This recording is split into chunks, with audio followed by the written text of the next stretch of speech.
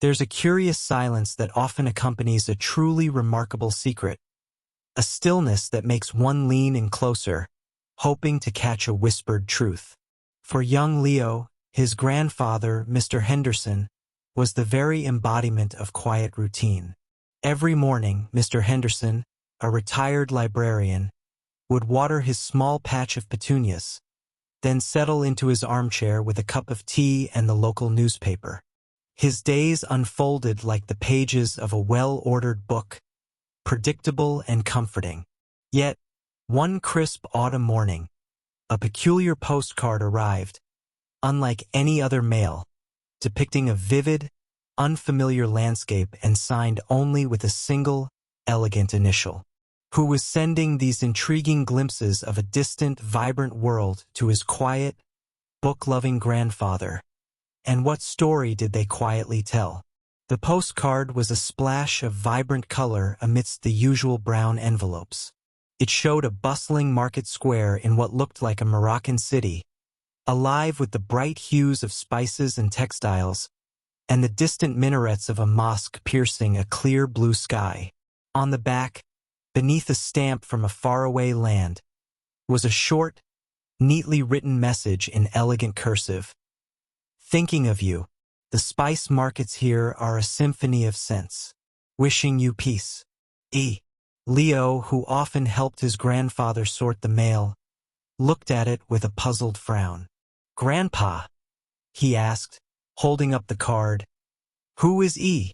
Mr. Henderson, usually so open, merely chuckled softly. "Oh, just an old friend, Leo. Someone who likes to travel." He tucked the postcard into the drawer of his bedside table, a gesture that felt unusually private. Leo, with the boundless curiosity of a 10-year-old, found this explanation far too simple. His grandfather was a man who, to Leo's knowledge, had lived his entire life in their small, familiar town, working at the library, tending his garden, and telling bedtime stories. The idea of him having a globe-trotting friend, an E who sent postcards from exotic places, felt like a delightful, impossible secret. He started to pay closer attention to the mail, his imagination sparking with each passing day. A few weeks later, another postcard arrived. This one depicted the serene, mist-shrouded peaks of the Himalayas, its beauty stark and breathtaking. The message was equally brief. "The air here is so clear it feels like a prayer. Hope the petunias are blooming. E." Then came one from a sun-drenched beach in Thailand, with a gentle note about the warmth of the ocean. Each card was a tiny window into a vibrant world, utterly different from the quiet life Mr. Henderson led. And each time, Mr. Henderson would offer a small, knowing smile, a quiet shrug, and the postcard would vanish into the drawer. Leo tried to ask his grandmother, Mrs. Henderson, about E. She simply smiled, a private, gentle smile that mirrored his grandfather's. "Oh, E has always had a wonderfully adventurous spirit," she'd say, a touch of fondness in her voice, and a thoughtful heart. It seemed E was a well-kept secret, shared only between his grandparents. One rainy afternoon, as Leo sat drawing at the kitchen table, he overheard a fragment of conversation between his grandparents. Mr. Henderson was carefully holding one of the new postcards, a majestic view of the Grand Canyon. "E says the colors at sunset were incredible," he murmured, a rare, almost wistful note in his voice. Mrs. Henderson gently placed her hand on his. "She always had a way of seeing the beauty in things, didn't she?" "She certainly did," Mr. Henderson agreed, a soft sigh escaping him, "and a way of capturing it, even with just a few words." Leo's mind suddenly clicked into place. All this time, he'd imagined a mysterious male friend, perhaps a retired explorer. But E was a woman. The mystery deepened, gaining a new, more tender dimension. One evening, unable to contain his curiosity any longer, Leo found his grandfather in his study, surrounded by books. "Grandpa," he began, his voice soft. "Who is he, really?" "The one who sends the postcards." Mr. Henderson looked at Leo, a thoughtful expression on his face. He gestured to the empty chair beside him. "Come sit, Leo. I suppose it's time to share a very old story." Mr. Henderson reached into his bedside drawer and pulled out a small, intricately carved wooden box he usually kept hidden. Inside, nestled on soft velvet, were not just the recent postcards, but dozens of them, spanning many years, along with a collection of old, faded photographs. One particular photograph caught Leo's eye, a young woman, strikingly beautiful, with a cascade of dark, curly hair and eyes that sparkled with intelligence and adventure. She was standing beside a much younger Mr. Henderson, both of them laughing, in front of a bustling train station. "Her name," Mr. Henderson began, his voice a gentle murmur, "was Evelyn. My sister." Leo gasped, a small sound of surprise. His grandfather had never spoken of a sister. "Evelyn," Mr. Henderson continued, a soft smile on his face, "was born with a wanderer's heart. From the moment she could walk, she wanted to see what lay beyond the horizon. We grew up here in this very town, but she always dreamed of distant lands. When we were young, we made a pact. I would stay and build a quiet life, a life of books and steady routines, and she would travel the world, sending me glimpses of all the wonders she discovered. These postcards, these photographs, they are her stories. She wanted me to experience the world through her eyes." He explained that Evelyn had indeed traveled to every continent, sending him postcards from dozens of countries. She had become a freelance travel writer and photographer, her passion becoming her profession. She often sent notes about the mundane and the magnificent, knowing her brother, the librarian, would appreciate the details. Evelyn had passed away peacefully a few years ago, in a small village in Italy, a place she had fallen in love with. The postcards, Mr. Henderson revealed, were now sent by Evelyn's best friend, who, following Evelyn's last wishes, would mail one every few months from whatever exotic location she happened to be visiting, always signing it with Evelyn's initial in her memory.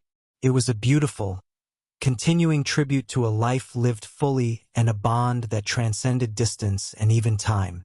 The mystery of E wasn't a secret identity or a forgotten romance, but a testament to an enduring sibling love and a quiet, profound way of keeping a beloved sister's adventurous spirit alive.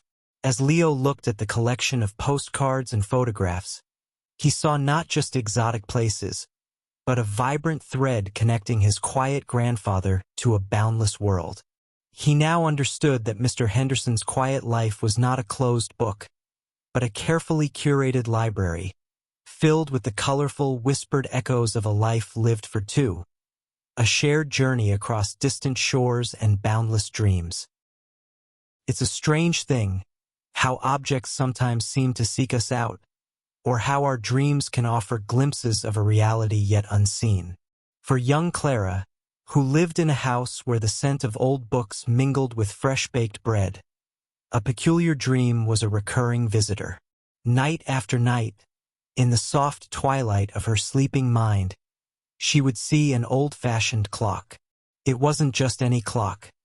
This one had a tiny, intricately carved owl perched on its swinging pendulum, and its chime, when it sounded, was like distant bells, clear and sweet, yet tinged with a faint melancholy.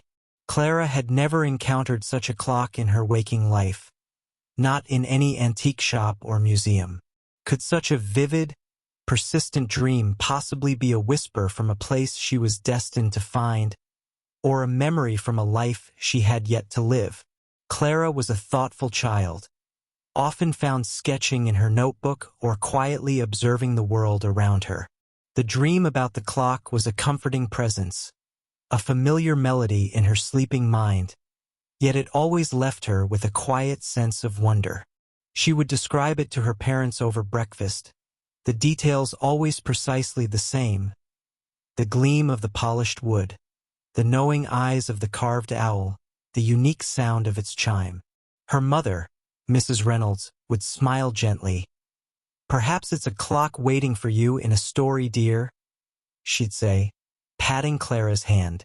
Her father, Mr. Reynolds, a man of quiet contemplation, simply listened, a thoughtful expression on his face.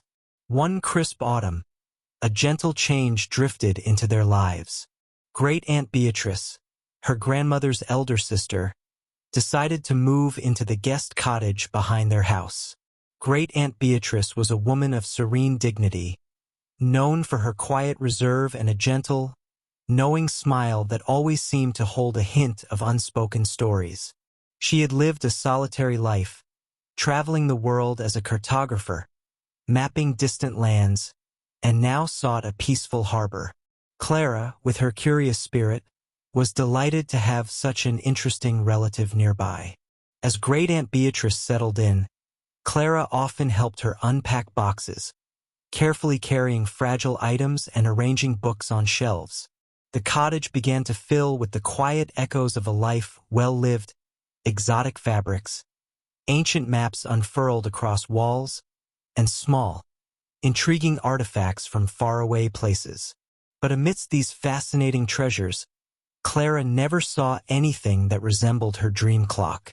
It remained a secret companion of her nights. One afternoon, Great-Aunt Beatrice asked Clara to bring her a cup of chamomile tea. Clara quietly pushed open the door to her great-aunt's bedroom. The room was bathed in the soft, golden light of the setting sun, making the shadows long and gentle. And there, on a small antique chest of drawers, stood the clock. Clara gasped softly, her breath catching in her throat. It was exactly as she had seen it in her dreams. Every single detail. The dark, polished wood, the tiny, wise-eyed owl carved on the pendulum, even the delicate pattern on its brass face. Her heart thumped a quiet rhythm against her ribs. This wasn't just a clock. It was the clock. It seemed to hum with a silent energy, waiting. She carefully placed the tea on the bedside table and then, her voice a hushed whisper, she spoke. "Great-Aunt Beatrice," she began. "Where did you find this clock?" "I know this clock." Great-Aunt Beatrice, who had been reading by the window, looked up, her expression a mix of surprise and a faint smile. "Why, this old thing. It was a gift a very long time ago. How could you possibly know it, dear Clara?" Clara, her eyes wide with wonder, described her recurring dream, recounting every detail of the clock, the owl, and especially the unique, distant chime. Great-Aunt Beatrice listened patiently, her smile deepening, a gentle warmth spreading across her features. When Clara finished, a profound sigh escaped her great-aunt's lips. "It seems," she said softly, "that this clock has a way of finding the dreamers in our family." Great-Aunt Beatrice then began to share a story, her voice like the slow, steady tick of time itself. "This clock," she explained, "belonged to my dearest childhood friend, Lily. We grew up together and we shared everything. Our adventures, our deepest thoughts, and especially our dreams. Lily was a free spirit, much like you, Clara, with a vivid imagination. She loved to draw and she loved owls. One summer, when we were both around your age, we had the exact same dream on the same night. It was a dream of a very special clock, with an owl on its pendulum, and a chime that whispered secrets." She paused, gazing at the clock with a faraway look in her eyes. "We became convinced that this dream clock held a key, a hint towards a hidden treasure of our own devising, a small box of letters and trinkets we'd buried in the woods. Lily's father, a kind watchmaker, saw how much this dream meant to us. He couldn't find the exact clock, but he crafted this one, very close to our dream, and added the little owl himself. It became our dream clock, a symbol of our shared imagination and friendship. Life, as it often does, eventually led them in different directions. Great Aunt Beatrice pursued her cartography, and Lily, a gifted artist, moved to a coastal town. They corresponded for a while, but the distances grew and eventually their letters became less frequent. The clock remained with Great Aunt Beatrice, a silent reminder of a treasured bond. "And my connection to Lily?" Clara asked, her heart a gentle flutter. "Ah," Great Aunt Beatrice said, her eyes twinkling. "Lily was your great-grandmother's cousin, a distant branch, but a connection nonetheless. It seems the dreams of our family, and the objects that hold them, have a way of echoing down through the generations, don't they?" Clara now understood. Her dream wasn't a premonition of the clock itself, but an echo of the shared imaginative spirit, the deep friendship, and the quiet dreams of two girls from long ago. The clock wasn't just a timekeeper. It was a bridge, connecting her to a history of wonder and a relative she had never known, but whose spirit resonated so strongly with her own. From that day on, the clock in Great Aunt Beatrice's room held a deeper magic. Clara would often visit, and Great Aunt Beatrice would tell her more stories of Lily, of their childhood adventures, and of the lands she had mapped. The clock, with its wise owl and distant chime, became a cherished part of their shared evenings, a quiet guardian of stories and dreams. And as Clara drifted off to sleep, she sometimes imagined Lily, long ago, dreaming the same vivid dream, knowing that some of the most beautiful connections are woven not just through blood, but through the quiet, shared tapestries of the heart. Every year, on the occasion of their 13th birthday, each child in the Harper family received a most peculiar and treasured gift, a first edition of their favorite classic novel, chosen carefully and presented with a sense of quiet ceremony. This wasn't just any book. It was a physical link in a long chain of Harper family history, passed down through generations.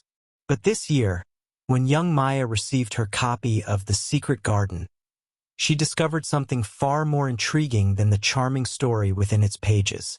Tucked away in a cunningly disguised hollow within the worn cover, she found a strange, hand-drawn parchment, not a map of a hidden garden, but of a family tree, unlike any she had ever seen. Why would someone painstakingly alter a family's own history, carefully erasing a name and redrawing a new branch, as if to protect a delicate truth? Maya, with her bright, inquisitive mind, often spent hours lost in books, so the tradition delighted her. Her grandmother, Evelyn, a woman whose eyes held the wisdom of many years and the warmth of countless stories, presented Maya with the book. "This book has seen many hands, my dear," Evelyn had said softly, her fingers tracing the faded gold lettering on the spine. "And now it is yours to hold and to uncover its secrets." Maya, of course, thought she meant the story within the pages. The hollow in the book's cover was a marvel of careful concealment, a small, deep space exactly the size of a folded piece of parchment. It was only when Maya, running her hand along the spine, felt a slight, almost imperceptible give, that her fingers probed further, discovering the hidden compartment. Her heart gave a little flutter of excitement. This was a secret indeed. She carefully unfolded the parchment. It was a family tree, sketched with elegant, old-fashioned penmanship. Maya recognized many of the names, her great-grandparents, her grandparents, her parents. But one section made her pause. A name on a branch, leading directly from her great-grandmother, was clearly different.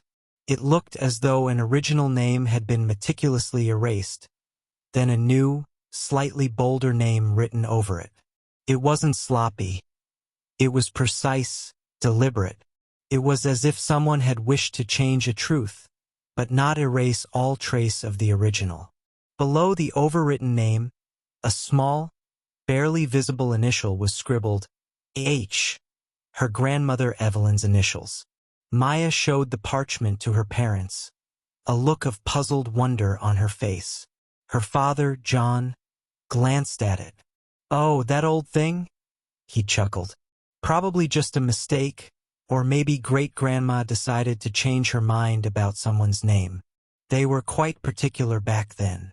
Her mother, Clara, suggested, "Perhaps it was just a draft, darling. People used to draw these things out by hand, you know." But Maya wasn't convinced.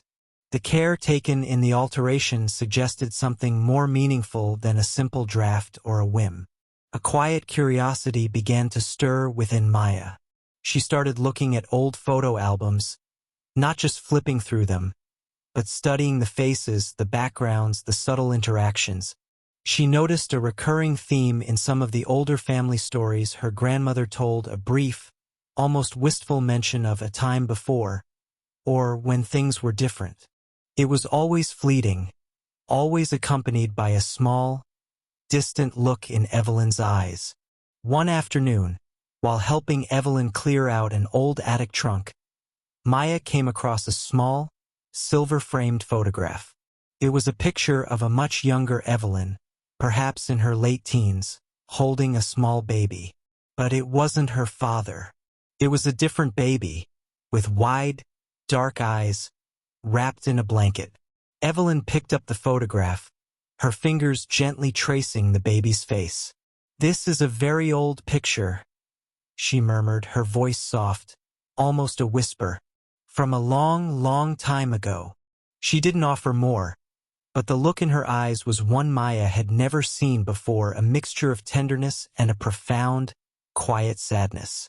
Maya gently brought up the family tree parchment to her grandmother a few days later, her voice soft and respectful. "Grandma Evelyn," she began, "I found this in the book you gave me, and I noticed the name was changed. And then I saw this photo." She held out the old picture of Evelyn with the baby. Evelyn looked at the parchment, then at the photo, a deep sigh escaping her lips. She settled into her favorite armchair by the window, motioning for Maya to sit beside her. "You have a very curious heart, my dear, and a gentle spirit for secrets," she said, a faint smile playing on her lips. "That name, the one that was changed, that was my older sister, Amelia." She began to weave a story, as soft and reflective as the afternoon light filtering through the window panes. In their grandmother's time, Evelyn explained, things were very different. Her parents, facing unexpected hardship and bound by the strict social expectations of their small community, had made a heart-wrenching decision to give baby Amelia to a loving family in another town. A family who desperately wanted a child. It was a secret kept out of a desire to protect Amelia from questions and to shield the family from judgment.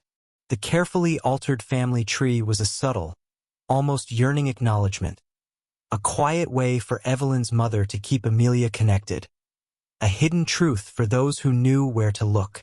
The new name written over Amelia's was the name of the adoptive family, who eventually, many years later, reconnected with the Harpers. Evelyn then shared how, in her own young adulthood, she had found the original, unaltered family tree hidden in another book.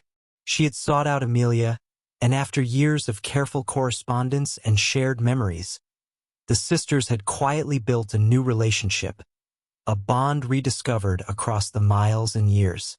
The new branch wasn't a lie, but a quiet testament to a family's evolving story, a journey from a painful separation to a gentle reunion. Maya listened, her imagination painting pictures of a time when such a secret felt necessary, of a young Evelyn bravely seeking out her lost sister, and of the quiet strength it took to carry such a tender history. The book was no longer just a story. It was a vessel for a real-life tale of love, sacrifice, and the enduring threads that tie families together, even when those threads are subtly rewoven. As the evening drew in, casting soft shadows across the room, Maya understood that some of the deepest family mysteries aren't about betrayal or darkness, but about the quiet acts of love and protection that echo softly through the generations. patiently waiting for a curious heart to uncover their gentle truth. It's a strange thing, how objects sometimes seem to have a will of their own, especially those imbued with memory and love. In the old house on Willow Creek, where shadows stretched long and comforting in the evenings, lived Grandma Eliza, a woman whose stories were as rich and warm as the cocoa she served. Her most treasured possession was a small, intricately carved music box, a legacy from her own childhood, which she kept on her study desk. But lately, this precious music box had begun to play a mysterious game of hide and seek. One morning, it would be exactly where Grandma Eliza had left it. The next, it would be gone, only to reappear in the most unexpected of places. Who or what was gently relocating this cherished piece of the past, and for what quiet purpose? The music box was a marvel of tiny craftsmanship. Made of dark, polished wood, its lid featured an inlay of delicate silver stars and a crescent moon. When opened, it played a sweet, melancholic lullaby, a tune that whispered of distant times and cherished moments. Grandma Eliza loved to wind it up, letting its gentle melody fill her quiet study, a sound that always seemed to bring a soft smile to her lips. It had belonged to her grandmother, and then her mother, making it a thread of family history. One Tuesday morning, Grandma Eliza went to her study, looking forward to her morning tea and the music box's familiar tune. But when she glanced at her desk, where the box always sat beside a stack of well-loved books, it wasn't there. Her brow furrowed slightly. Odd, she murmured to herself, searching around the desk, beneath papers, even checking the nearby bookshelf. Nothing. She was quite sure she had placed it there the night before. Later that day, her granddaughter, Clara, a girl with wide, curious eyes and a heart full of wonder, came downstairs for lunch. "Grandma," she said, holding the music box in her hands, "I found your special box under my bed. I thought you might have left it there by accident." Grandma Eliza took the box, a bewildered expression on her face. "Under your bed, dear? How peculiar. I certainly didn't put it there." She gently returned the music box to her study, making a mental note to be more careful. But the incidents continued. A few days later, the music box vanished again from the study. This time, it was discovered on the kitchen counter, next to a bowl of fresh fruit. Then, it reappeared on the top shelf of the living room bookcase, a place Grandma Eliza rarely visited. Each time, it seemed to be a silent, gentle relocation, leaving no trace of how it had arrived. It wasn't mischievous or alarming, just mysterious. The family began to speak of the traveling music box, a whimsical little ghost perhaps, or a secret prankster among them. Clara and her younger brother, Leo, found the whole affair wonderfully exciting.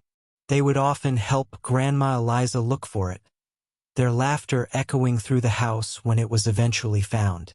But Grandma Eliza, though amused, also felt a quiet bewilderment. She knew her memory was good, and she was certain she wasn't misplacing it herself. She would carefully place the box in her study, turn out the lights, and close the door, only for it to be discovered in another room by morning. One night, a gentle rain tapped against the windows, and the house settled into a deep quiet. Clara, unable to sleep, decided to get a glass of water. As she passed Grandma Eliza's study, she noticed the door was ajar, a sliver of soft light escaping. Curious, she peeked inside. The music box sat on the desk, just as it always did before its nocturnal journeys. Then, she heard a soft rustling sound from the corner of the room. Hidden behind a tall armchair, illuminated by the dim light, was Leo.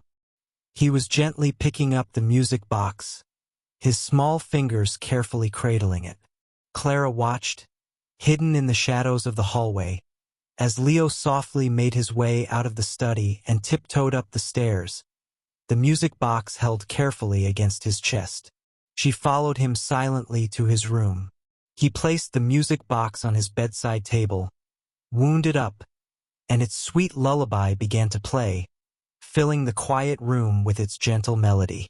Leo lay in bed, listening, his eyes wide open, a soft, contented sigh escaping his lips.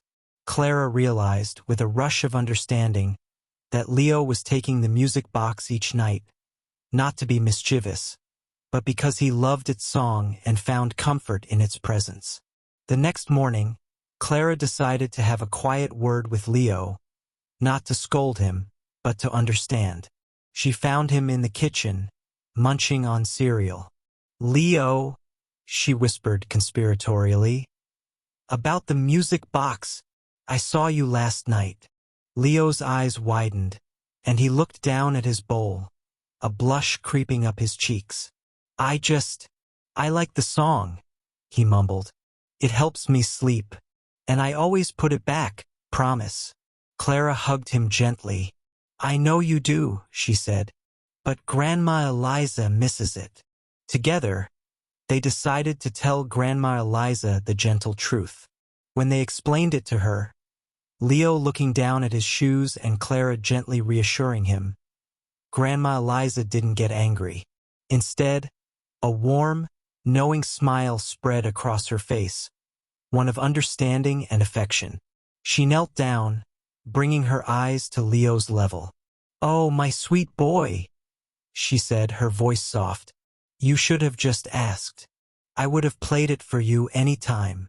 Then, she told them a secret she had kept for many years. "You know," she began, "this music box. It was given to my grandmother by her grandmother, who lived in a small cottage by the sea. They say that the lullaby it plays was composed by a traveling musician who stayed with them during a storm, and that the music brought comfort to everyone in the house, especially the children, during the darkest nights." She paused, her eyes twinkling. Perhaps, in its own quiet way, the music box still remembers its purpose. From that day on, the music box no longer traveled by night in secret. Instead, Grandma Eliza made a new little ritual. Each evening, just before bedtime, she would sit with Clara and Leo, wind up the music box, and let its gentle melody fill the living room, a soft serenade as they drifted towards sleep. Sometimes, she would even let Leo wind it, his small fingers carefully turning the key. The mystery had unraveled, revealing not a mischievous spirit or a grand deception, but the simple, comforting need of a little boy and the quiet, enduring magic of an old family heirloom. And in that quiet understanding, the house on Willow Creek felt even more like home. It's often said that we truly know our neighbors, but sometimes, the quietest lives hold the loudest secrets, like a gentle stream that once carved canyons in its youth. On Lavender Lane, where the houses were adorned with climbing roses and perfectly trimmed hedges, lived Mrs. Gable. She was a woman woven into the fabric of the community, known for her immaculate garden, especially the vibrant lavender beds that bordered her cottage like a fragrant purple ribbon. Children waved to her as they passed, and adults exchanged pleasantries about the weather. No one ever imagined that the serene Mrs. Gable, with her kind eyes and gentle smile, might have a life story as intricate and surprising as the root systems beneath her prize-winning flowers. What unexpected life had the seemingly ordinary Mrs. Gable led before settling into her peaceful routine? One sunny afternoon, young Leo, who lived next door, was playing with his favorite toy, a small, silver spaceship. A gust of wind, mischievous and sudden, snatched the lightweight craft from his hand, sending it soaring over the fence and into the dense foliage of Mrs. Gable's impeccably kept backyard. With a sigh, Leo's mother, sensing a chance for him to practice his politeness, sent him to Mrs. Gable's front door to retrieve it. Mrs. Gable, her hands dusted with soil from her latest gardening project, greeted him with a warm smile. "Come in, dear," she said softly, her voice like rustling leaves. "We'll find your spaceship together. It's far too important to be lost." It was the first time Leo had ever stepped inside Mrs. Gable's home, and he looked around with wide, curious eyes. The air was filled with the faint scent of dried lavender and old books. The living room was cozy, meticulously tidy, and adorned with delicate porcelain figures. Yet, amidst the familiar comfort, a few objects seemed to whisper tales of a different world. On a high shelf, nestled among antique teacups, sat a small, tarnished silver locket, its surface intricately engraved with an unfamiliar crest. And tucked behind a stack of gardening magazines, Leo glimpsed a faded, sepia photograph of Mrs. Gable herself, looking much younger, standing in what appeared to be a vast, wild landscape, far from any manicured garden. A quiet sense of wonder settled over Leo. These weren't things a simple gardener would possess, were they? He found his spaceship under a rose bush, thanked Mrs. Gable, and returned home, but the images lingered in his mind. He told his parents about the locket and the unusual photograph. His father, Mr. Harrison, a man who appreciated a good mystery, listened with a thoughtful expression. "People have many chapters to their lives, Leo," he mused. "Some we never see." He didn't dismiss it, but tucked the observation away, like a bookmark in an unread book. Weeks later, a sudden, powerful thunderstorm plunged Lavender Lane into darkness. The power lines crackled, and the familiar hum of electricity vanished. Mr. Harrison, ever the considerate neighbor, took a flashlight and went to check on Mrs. Gable. She opened her door, a faint smile on her face, seeming perfectly at peace in the gloom. "How kind of you, Robert," she said, using his first name, which felt unusually intimate for a woman usually so formal. "I was just about to make some tea by candlelight." As she turned to lead him into her kitchen, the beam of his flashlight briefly swept across a small, antique desk in her hallway. There, momentarily illuminated, was not the usual stack of bills or letters, but a passport. The name visible on the cover was Evelyn Thorne, a name Mr. Harrison had never associated with Mrs. Gable. And beneath it, a leather-bound journal, its pages filled with elegant script and small, pressed flowers. The light flickered, and the moment passed, but the image was etched in his memory.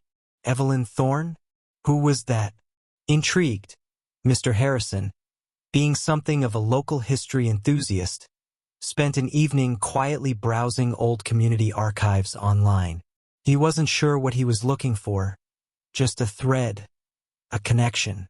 He typed in Evelyn Thorne and botany, and after several attempts, a surprising article surfaced from a regional newspaper, dated nearly 50 years ago.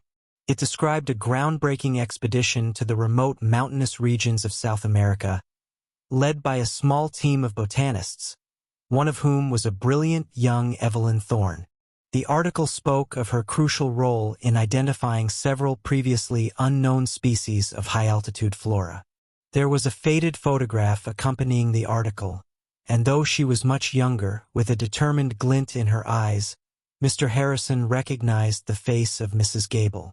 The next day, during a casual chat over the fence, Mr. Harrison gently brought up the article, a hint of genuine curiosity in his voice. Mrs. Gable listened, a soft, knowing smile slowly spreading across her face. "Ah, Evelyn Thorne," she mused, her gaze drifting towards her lavender beds. "That was a lifetime ago, Robert. A time of climbing mountains and sleeping under stars, searching for beauty in forgotten places." She paused, a thoughtful expression on her face. "After all that wandering, I found a different kind of beauty right here, among these quiet rows." She explained that Thorne was her maiden name, and after years of adventurous botanical expeditions, often under challenging conditions, she had chosen to step away from public life. She wanted a sanctuary, a place where she could cultivate a single garden with care, rather than discover new ones in distant lands. She married Mr. Gable, a quiet librarian, and together they had found peace on Lavender Lane. The locket was from a chieftain she had met on one of her early expeditions, a token of respect for her work. The photograph was from the time she almost summited a peak to find a rare orchid. The children, Leo and his sister, heard the story, pieced together from their father's gentle inquiries and Mrs. Gable's subtle confirmations. They looked at Mrs. Gable differently now, with a new layer of respect and wonder. She wasn't just the gentle gardener. She was a quiet hero of discovery, a woman who had once navigated jungles and mountains, now finding profound joy in a single patch of lavender. Her carefully guarded secret wasn't a hidden flaw, but a tapestry of an extraordinary life, folded neatly away, yet subtly enriching the peaceful tapestry of their own lives. As the sun set over Lavender Lane, casting long shadows across Mrs. Gable's fragrant garden, the family understood that some of the most inspiring stories are often found in the quietest corners, patiently waiting to be discovered. Have you ever paused in a bustling city square, drawn by a solitary melody, and wondered if the quiet musician held a story far deeper than the few coins in their case?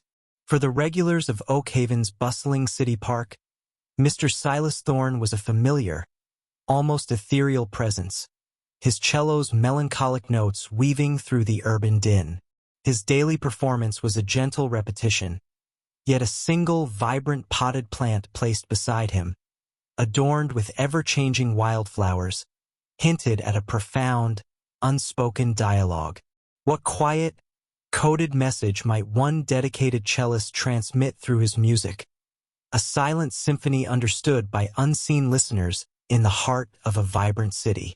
Mr. Silas Thorne was an institution in Oak Haven Park.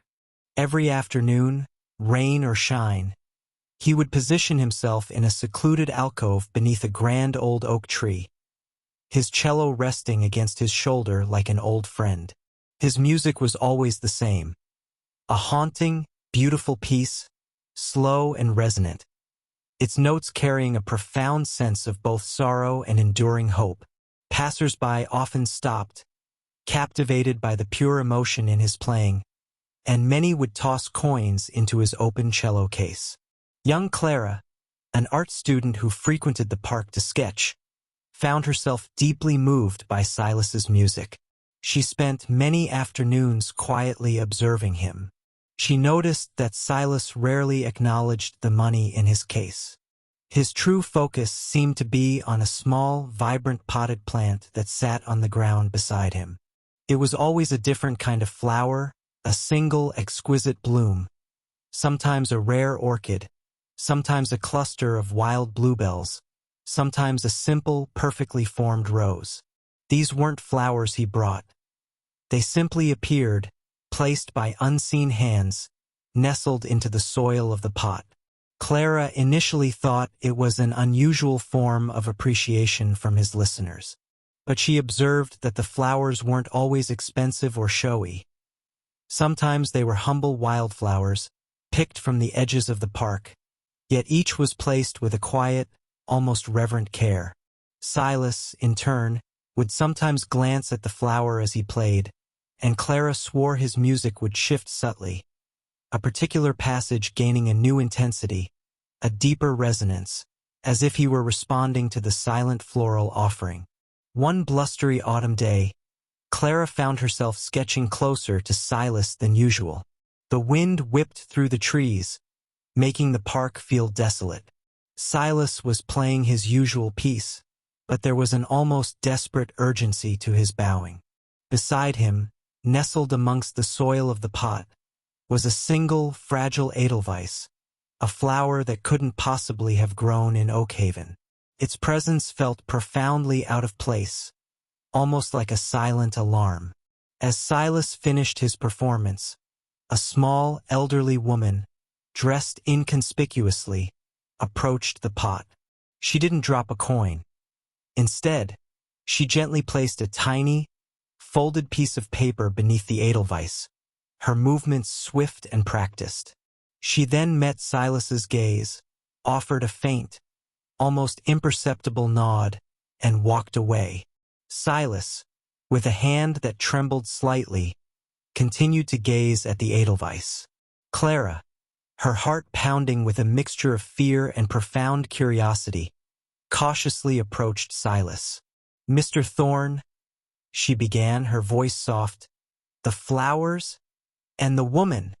Silas looked at her, his weathered face etched with a mix of weariness and a glimmer of trust. He gestured to his cello. "This music, Clara," he began, his voice a low, gravelly whisper. "It is a symphony of remembrance, a lament for a lost garden, and for the voices silenced with it." He then revealed his profound secret. Decades ago, during a time of harsh political oppression, a cherished public garden in Oakhaven, a place of peace and communal gathering, had been brutally destroyed as a symbol of dissent. A small group of artists, intellectuals, and activists, Silas among them, had created this specific cello piece, Lament for the Lost Garden, as a coded message. It was a musical protest, a silent act of defiance, designed to keep their hopes and their network alive. Certain melodic phrases, rhythmic variations, and even the subtle pauses within the music were codes, communicating specific messages about safety, gatherings, or new directives. The flowers, he explained, were the silent responses, the confirmations, the questions. Each type of flower held a preassigned meaning within their quiet network. The rare edelweiss, for instance, meant danger present, be vigilant. The money in his case, when it came from certain individuals, was often a contribution to a quiet, ongoing support fund for those still affected by the past oppression, or for the quiet acts of rebuilding their community.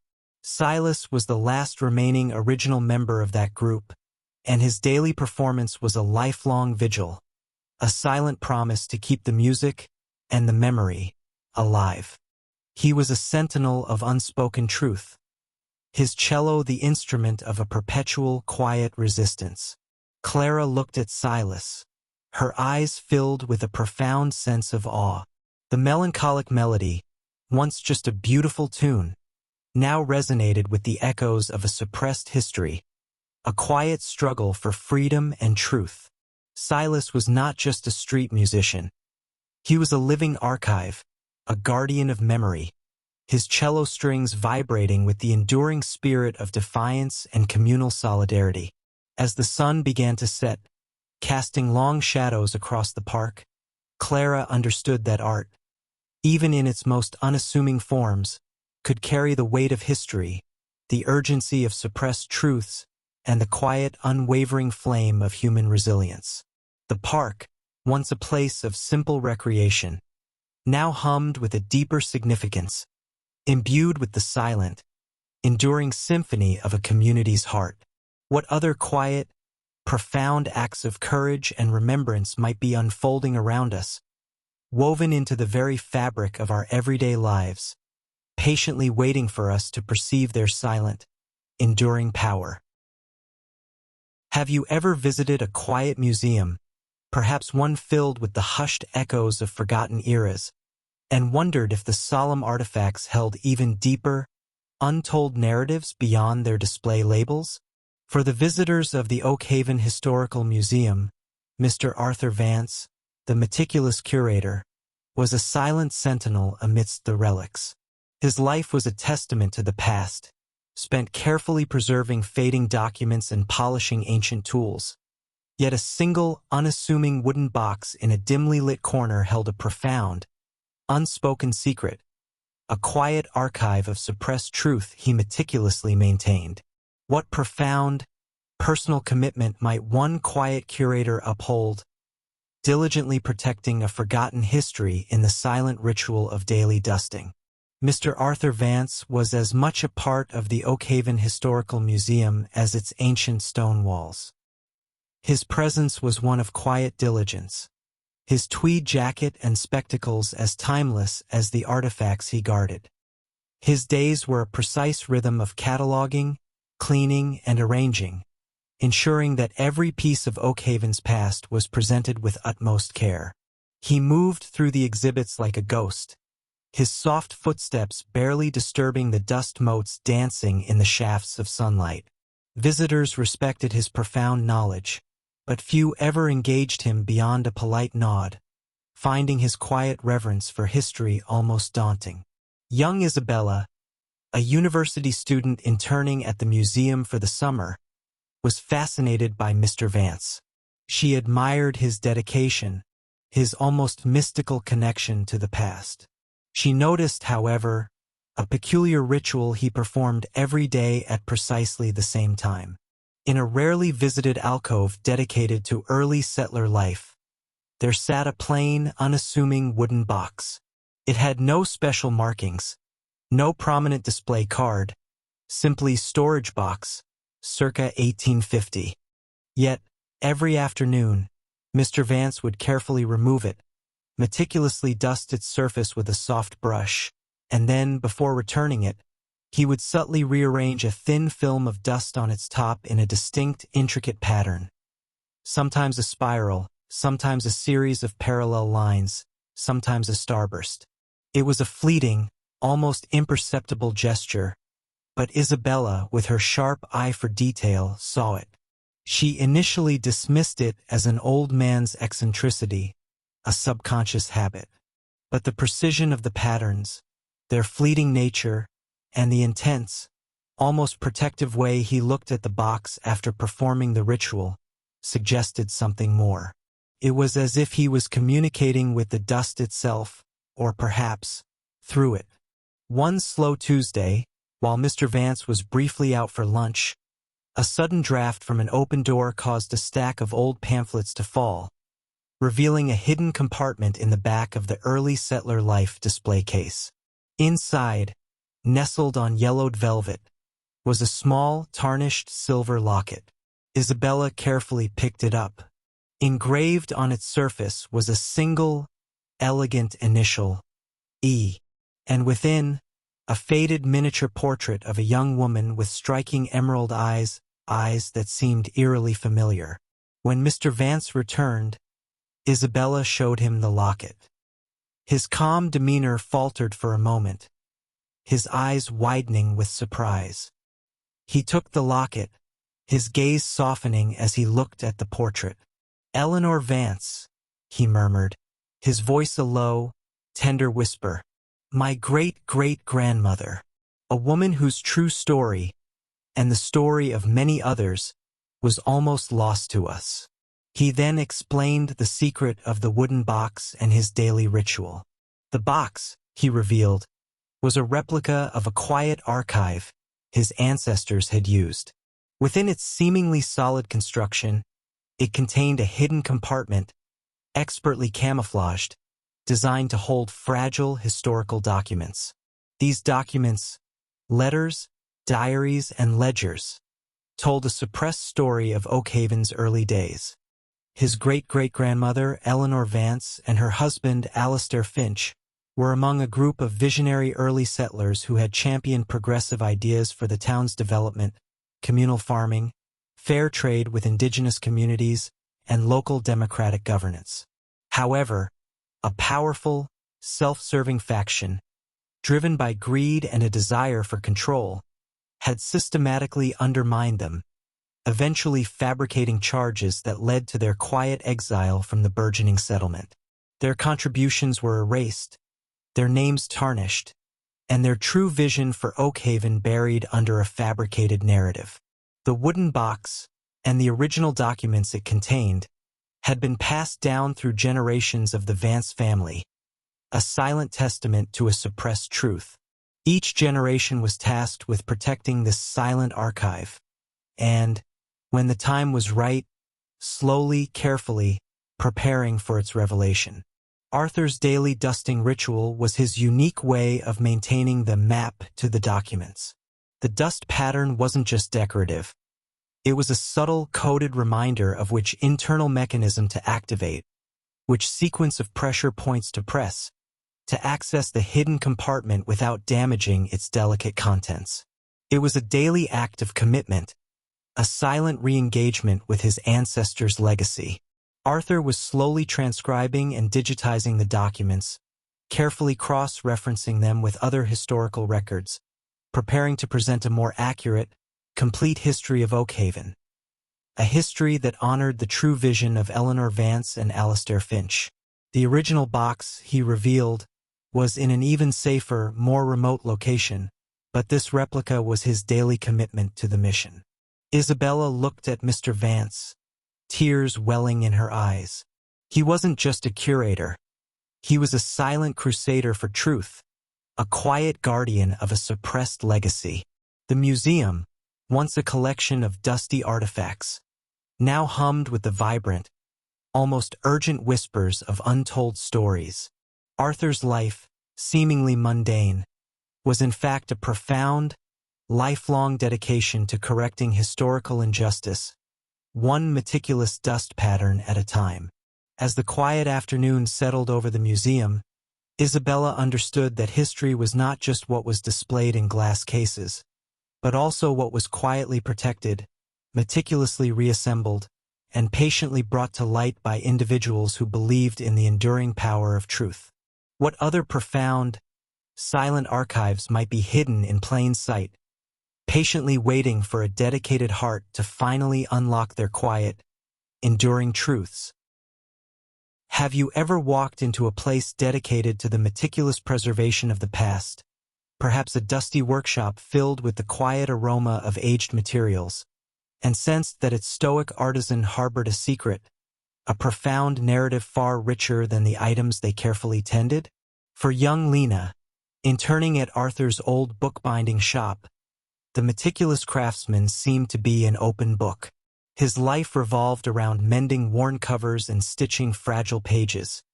Yet a single, perpetually unfinished journal, always on his workbench, hinted at a deeper, unspoken story. What quiet, intimate truth might one diligent bookbinder continually protect, meticulously binding not pages, but a profound, enduring memory? Arthur was a man woven from silence and dedication. His life an intricate tapestry of leather, paper, and thread. His bookbinding shop, Arthur's Bindery, was a sanctuary of hushed industry, smelling faintly of ancient parchment, hide glue, and ink. Every book that passed through his gnarled, practiced hands received the same meticulous care, a testament to his profound respect for the written word. He was known for his quiet demeanor, his patience, and an almost sacred reverence for the stories held within the pages he restored. Lena, a university student specializing in art history and conservation, was interning at the bindery for the summer. She was captivated by Arthur's methodical grace, his ability to transform damaged heirlooms into renewed treasures. She found him to be a patient teacher, sharing secrets of his trade in low, resonant tones. Yet, there was one enigma in the shop that always caught her eye. A plain, leather-bound journal that sat perpetually on a corner of Arthur's workbench. It was well-worn, almost smooth from countless touches, but unlike any other book, it seemed to be in a constant state of being bound. Arthur would often sit with it, not actively working on it, but running his fingers over its cover, sometimes opening it to gaze at a particular page before closing it with a gentle sigh. Lena noticed that the journal never seemed to leave the shop. It wasn't a client's book, nor was it part of the shop's personal collection of rare texts. It had no title, no discernible author, and its pages, from what little she glimpsed, seemed to be a mix of neat script and delicate, almost ethereal sketches. She once tried to ask Arthur about it, but he merely smiled, a distant, wistful look in his eyes. "That," he said, his voice softer than usual, "is a book that is always in progress, Lena, always being made new." Her curiosity intensified. She began to observe Arthur's interactions with the journal more closely. He would sometimes carefully remove a section of its binding, gently replace a worn page with fresh, blank parchment, or reinforce a fragile seam, only to rebind it with the same, slightly distressed leather. It was a ritual of perpetual renewal, a book never truly finished, never truly put away. One afternoon, while Arthur was out delivering a restored volume, Lena found herself alone in the shop. She carefully approached the workbench, drawn by an irresistible urge to understand. With a hesitant hand, she picked up the journal. It felt surprisingly light, almost ethereal. She opened it, and her breath hitched. The pages weren't just filled with script and sketches. They were filled with the elegant, flowing handwriting of a woman, interwoven with Arthur's own neater, more precise script. The entries were a beautiful blend of prose fragments, poetic verses, intricate botanical illustrations, and the beginnings of countless short stories, each one a glimpse into a vibrant, imaginative mind. And on the very first page in Arthur's hand was a dedication. For Eleanor, my guiding star, may your stories never end. Lena recognized the name Eleanor. Arthur had mentioned his late wife in passing, always with a quiet reverence, but rarely spoken of her in detail. As she turned the pages, she saw that many of the stories ended abruptly, mid-sentence, or trailed off into an ellipsis. Arthur's annotations were everywhere. Gentle corrections to the binding, new blank pages inserted where a story might have continued, even faint, ethereal pencil sketches that seemed to illustrate Eleanor's unfinished thoughts. When Arthur returned, he found Lena by the workbench, the journal open in her hands. He didn't look angry, only a little sad, and perhaps relieved. Her name was Eleanor, he said, his voice a low, tender rumble. She was a writer, a dreamer, a storyteller like no other. We were meant to spend our lives creating, together. He explained that Eleanor had passed away suddenly, many years ago, leaving behind a wealth of unfinished manuscripts, fragments of stories, and countless ideas sketched out in her personal journals. Grief-stricken, Arthur had found solace in his craft. This particular journal, however, wasn't one of hers. It was his own creation, a living testament to her memory. He had taken all her disparate notes and beginnings, carefully transcribing them into this one volume, creating a continuous, albeit unfinished, book of Eleanor's dreams. He maintained it every day, not just as a ritual of remembrance, but as an act of silent collaboration. He would mend its cover, replace worn pages with fresh ones for her next story, and in his mind, he would imagine how she might have completed each narrative. The journal was his way of keeping her stories alive, of giving her unfinished words a continuing presence in the world, binding her creative spirit to his own enduring love. It was a love story whispered through the pages, a quiet, daily dedication to a shared dream that death could not truly sever. Lena closed the journal gently, a profound sense of awe settling over her. Arthur wasn't just a bookbinder. He was a guardian of a creative legacy, a silent co-author, meticulously preserving not just paper and thread, but the very essence of a love that transcended time. His shop, once a place of quiet industry, now felt like a living archive, filled with the echoes of Eleanor's vibrant imagination, tended by a man whose heart remained perpetually bound to hers. And as Lena looked at the world, she realized that even in the most ordinary of tasks, the most profound, unspoken stories could be unfolding, quietly binding together the past, the present, and the enduring power of love.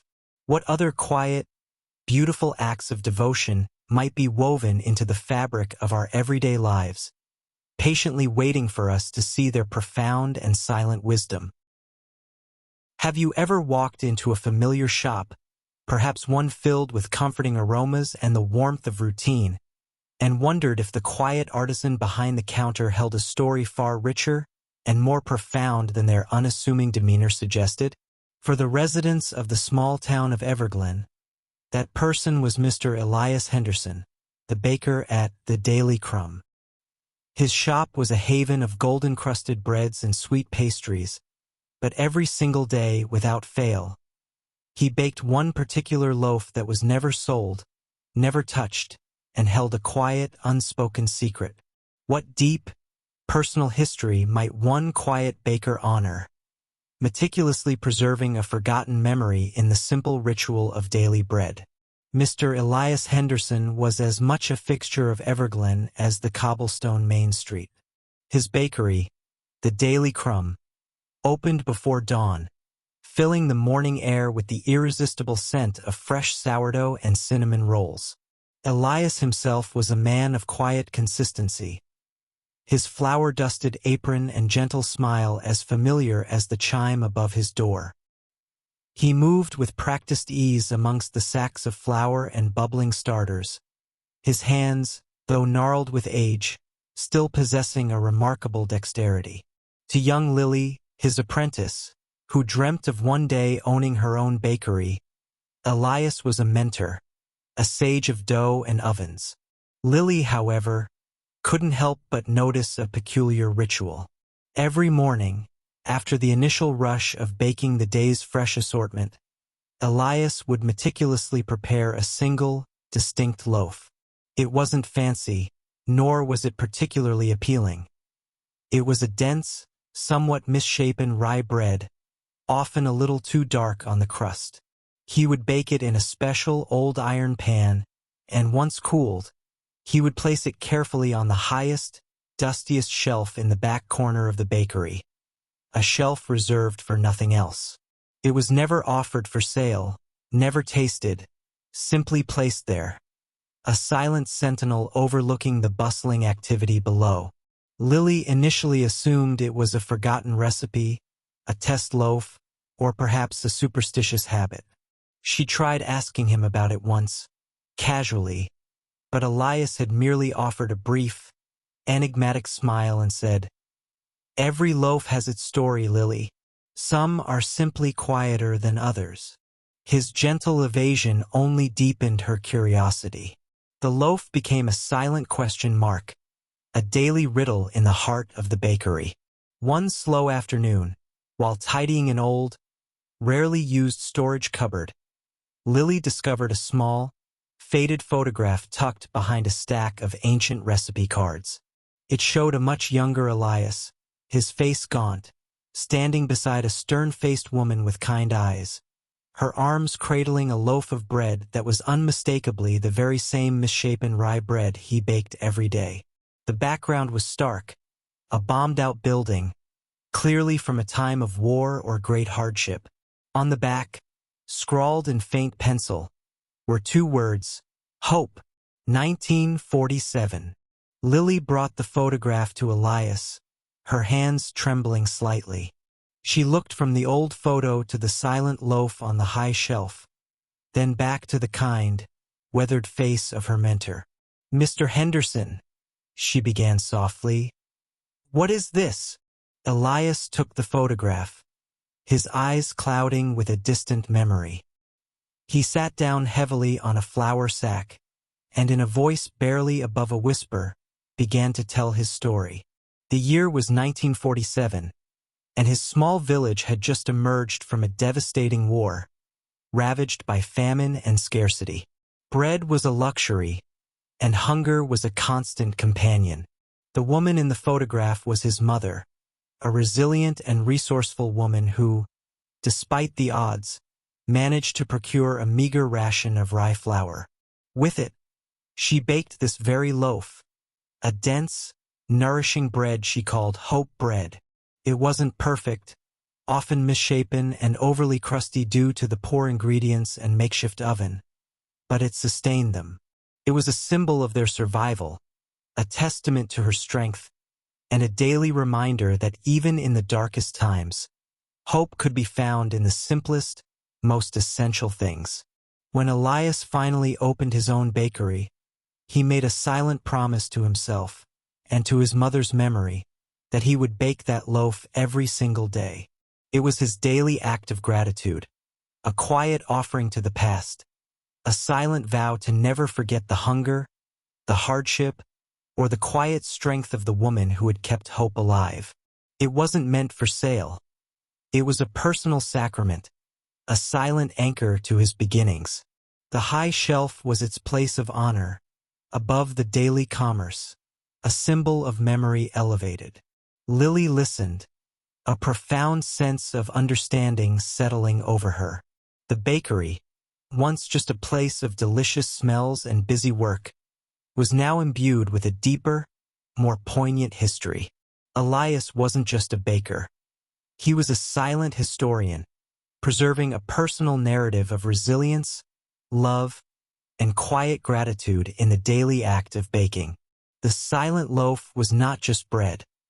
It was a monument, a living testament to a mother's love and a son's enduring remembrance.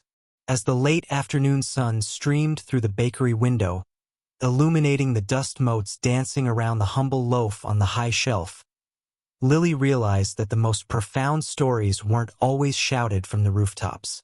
Sometimes, they were quietly baked into the very fabric of our daily lives, waiting for a compassionate heart to finally taste their enduring truth.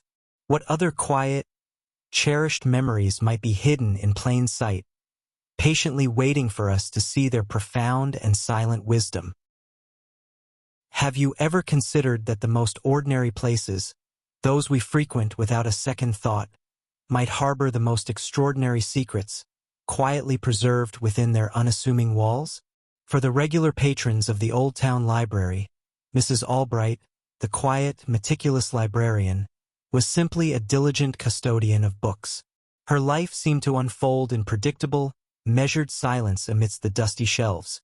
But beneath her calm exterior, she was guarding a secret, a profound, hidden chapter of the library's very own history. What quiet, personal connection might a librarian cultivate with the very books she cherishes, especially when one volume holds a profound, unspoken significance? Mrs. Eleanor Albright was the heart and soul of the Oakhaven Public Library. Her silver hair was always neatly coiled, her spectacles perched on her nose, and her movements were as hushed and deliberate as the turning of a page. She knew every book in the library, not just by title, but by its scent, its weight, and the subtle narratives it told even before being opened. To the townspeople, she was a beloved, if somewhat enigmatic, figure, a quiet guardian of knowledge. She lived alone in a small cottage, her life seemingly as orderly and predictable as the Dewey Decimal System. Young Ben, a shy but avid reader, spent most of his summer afternoons nestled among the library's stacks. He found Mrs. Albright to be surprisingly approachable, despite her quiet demeanor. She would recommend books tailored perfectly to his nascent interests, often with a knowing, gentle smile. Ben noticed a peculiar ritual of Mrs. Albright's. Every day, precisely at 3 p.m., she would retrieve a particular, unassuming brown-bound book from a locked glass cabinet in the local history section. She would take it to her desk, open it carefully, and gaze at its pages for a few moments, her expression soft, almost wistful, before returning it to its locked sanctuary. The book itself was unremarkable in appearance, a plain, slightly worn volume with no title or author visible on its spine. Ben's curiosity eventually got the better of him. He asked Mrs. Albright about the mysterious book. She smiled, a rare, expansive smile that softened her entire face. "Ah," she murmured. "That is a very special book, Ben. It holds a story not many know." She didn't elaborate, simply patting the book gently before returning it. Ben, with a child's quiet determination, began to observe the book more closely when it was on her desk. He noticed it wasn't a printed book, but a meticulously hand-bound volume. Its pages were filled not with printed text, but with exquisite, hand-drawn illustrations and elegant, flowing script. It appeared to be a journal, but one unlike any he had ever seen. One day, while helping Mrs. Albright reshelve some old periodicals, Ben accidentally knocked over a small, ornate inkwell on her desk. As he quickly tried to clean up the spill, he noticed a faint, almost invisible inscription on the underside of the book's cover, which had been slightly lifted by the commotion. It read, "For Eleanor, from Alastair. May our quiet stories always be bound together." The names, particularly Alastair, felt familiar, stirring a distant memory of family whispers. Mrs. Albright, seeing his discovery, sighed, a long, quiet sound, and then beckoned him closer. "It seems, Ben," she began, her voice a soft, melodic whisper, "that some stories simply wish to be read." She then revealed the profound secret of the book and her life. The book was a compendium of quiet stories, a collection of local folklore, forgotten tales, and personal anecdotes from the people of Oakhaven, meticulously collected and beautifully illustrated by her late husband, Alastair Finch. Alastair, a brilliant but unassuming local artist, had spent years interviewing the town's elders, preserving their oral histories, their quiet confessions, their small mysteries, and their profound wisdom. Each page was a tribute to the unseen narratives that weave through a community. The book was a wedding gift to Eleanor, a symbol of their shared love for stories and the quiet lives they chronicled. Alastair had planned to publish it, to share these rich, local histories with the world. But he had passed away unexpectedly years ago, before he could realize his dream. Grief-stricken, Eleanor had taken on his silent mission. She chose not to publish it herself, feeling that its essence was too personal, too tender, for the commercial world. Instead, she had meticulously prepared a single exquisite copy, the one Ben now saw, and had placed it in the local history section of the library, not for public circulation, but as a silent, sacred trust. Every day at 3 p.m., she would open it, not just to look at its contents, but to remember Alastair, to honor his quiet legacy, and to ensure that the compendium of quiet stories was still alive, still being observed, still being cherished. It was her personal ritual, her way of keeping his memory and his work vibrant, a silent, daily act of enduring love. The local history section was not just a category. It was a profound personal archive, a testament to a life shared and a passion profoundly understood. Ben looked at Mrs. Albright with new eyes. She wasn't just a librarian. She was a guardian of a profoundly personal history, a silent keeper of a love story woven into the very fabric of the books she cherished. The library, once a place of ordered silence, now hummed with a deeper meaning, imbued with the echoes of Alastair's quiet artistry and Eleanor's enduring love. As the afternoon sun cast long shadows across the library floor, Ben understood that even the most unassuming individuals, in the most ordinary of places, could carry profound, unspoken stories, quietly shaping the world around them. The library was not just a repository of published works. It was a sanctuary for the hidden narratives, the secret chapters that gave true depth and meaning to life itself. What other quiet, beautiful stories might lie hidden within the places we frequent, waiting for a sensitive soul to discover their profound, enduring narratives? Have you ever encountered a work of art, perhaps a portrait, that seems to hold a profound, unfinished story within its brushstrokes, hinting at a life abruptly halted or a truth deliberately concealed? For the patrons of the late, renowned portrait artist, Elias Vance, one particular canvas, found tucked away in his dusty studio, presented just such a mystery. It was a stunning, yet strangely incomplete, portrait of a young woman, her eyes filled with an unspoken plea, her likeness almost eerily familiar. What quiet secret might an unfinished portrait safeguard? A silent accusation, perhaps, waiting for its truth to finally be revealed. Elias Vance was a name synonymous with artistic brilliance in his time, a portrait artist whose uncanny ability to capture the soul of his subjects earned him widespread acclaim. His studio, A sun-drenched space filled with the scent of turpentine and linseed oil was a hub of creativity. Yet, after his sudden and unexpected passing, his family discovered one canvas that stood apart from all the others. A portrait of a young woman, partially completed, her face rendered with meticulous detail, but her hands and the background left as mere sketches. His granddaughter, Alara, herself an aspiring artist, was tasked with organizing her grandfather's estate. She remembered him as a quiet, thoughtful man, deeply passionate about his art. This particular unfinished portrait, however, stirred a profound sense of unease within her. The woman's eyes, a piercing shade of emerald green, seemed to follow her, brimming with a silent intensity that felt almost urgent. There was an elegance to her features, a timeless beauty, yet something in her expression hinted at a deep, unspoken sorrow. Alara searched through her grandfather's journals and notes, hoping to find some mention of the painting or its subject. Elias kept meticulous records of his commissions, but there was no entry for this woman. It was as if she had never formally sat for him, as if her existence had been a private, almost clandestine project. The lack of a name, a date, or even a client's detail felt like a deliberate omission. One afternoon, while carefully cleaning the studio, Alara noticed a subtle discoloration on the canvas's wooden stretcher frame, beneath where the unfinished part of the painting would have been. It was a faint, almost invisible burn mark, as if something had been hastily pressed against it and then removed. And beside it, barely legible, a single, etched initial, E.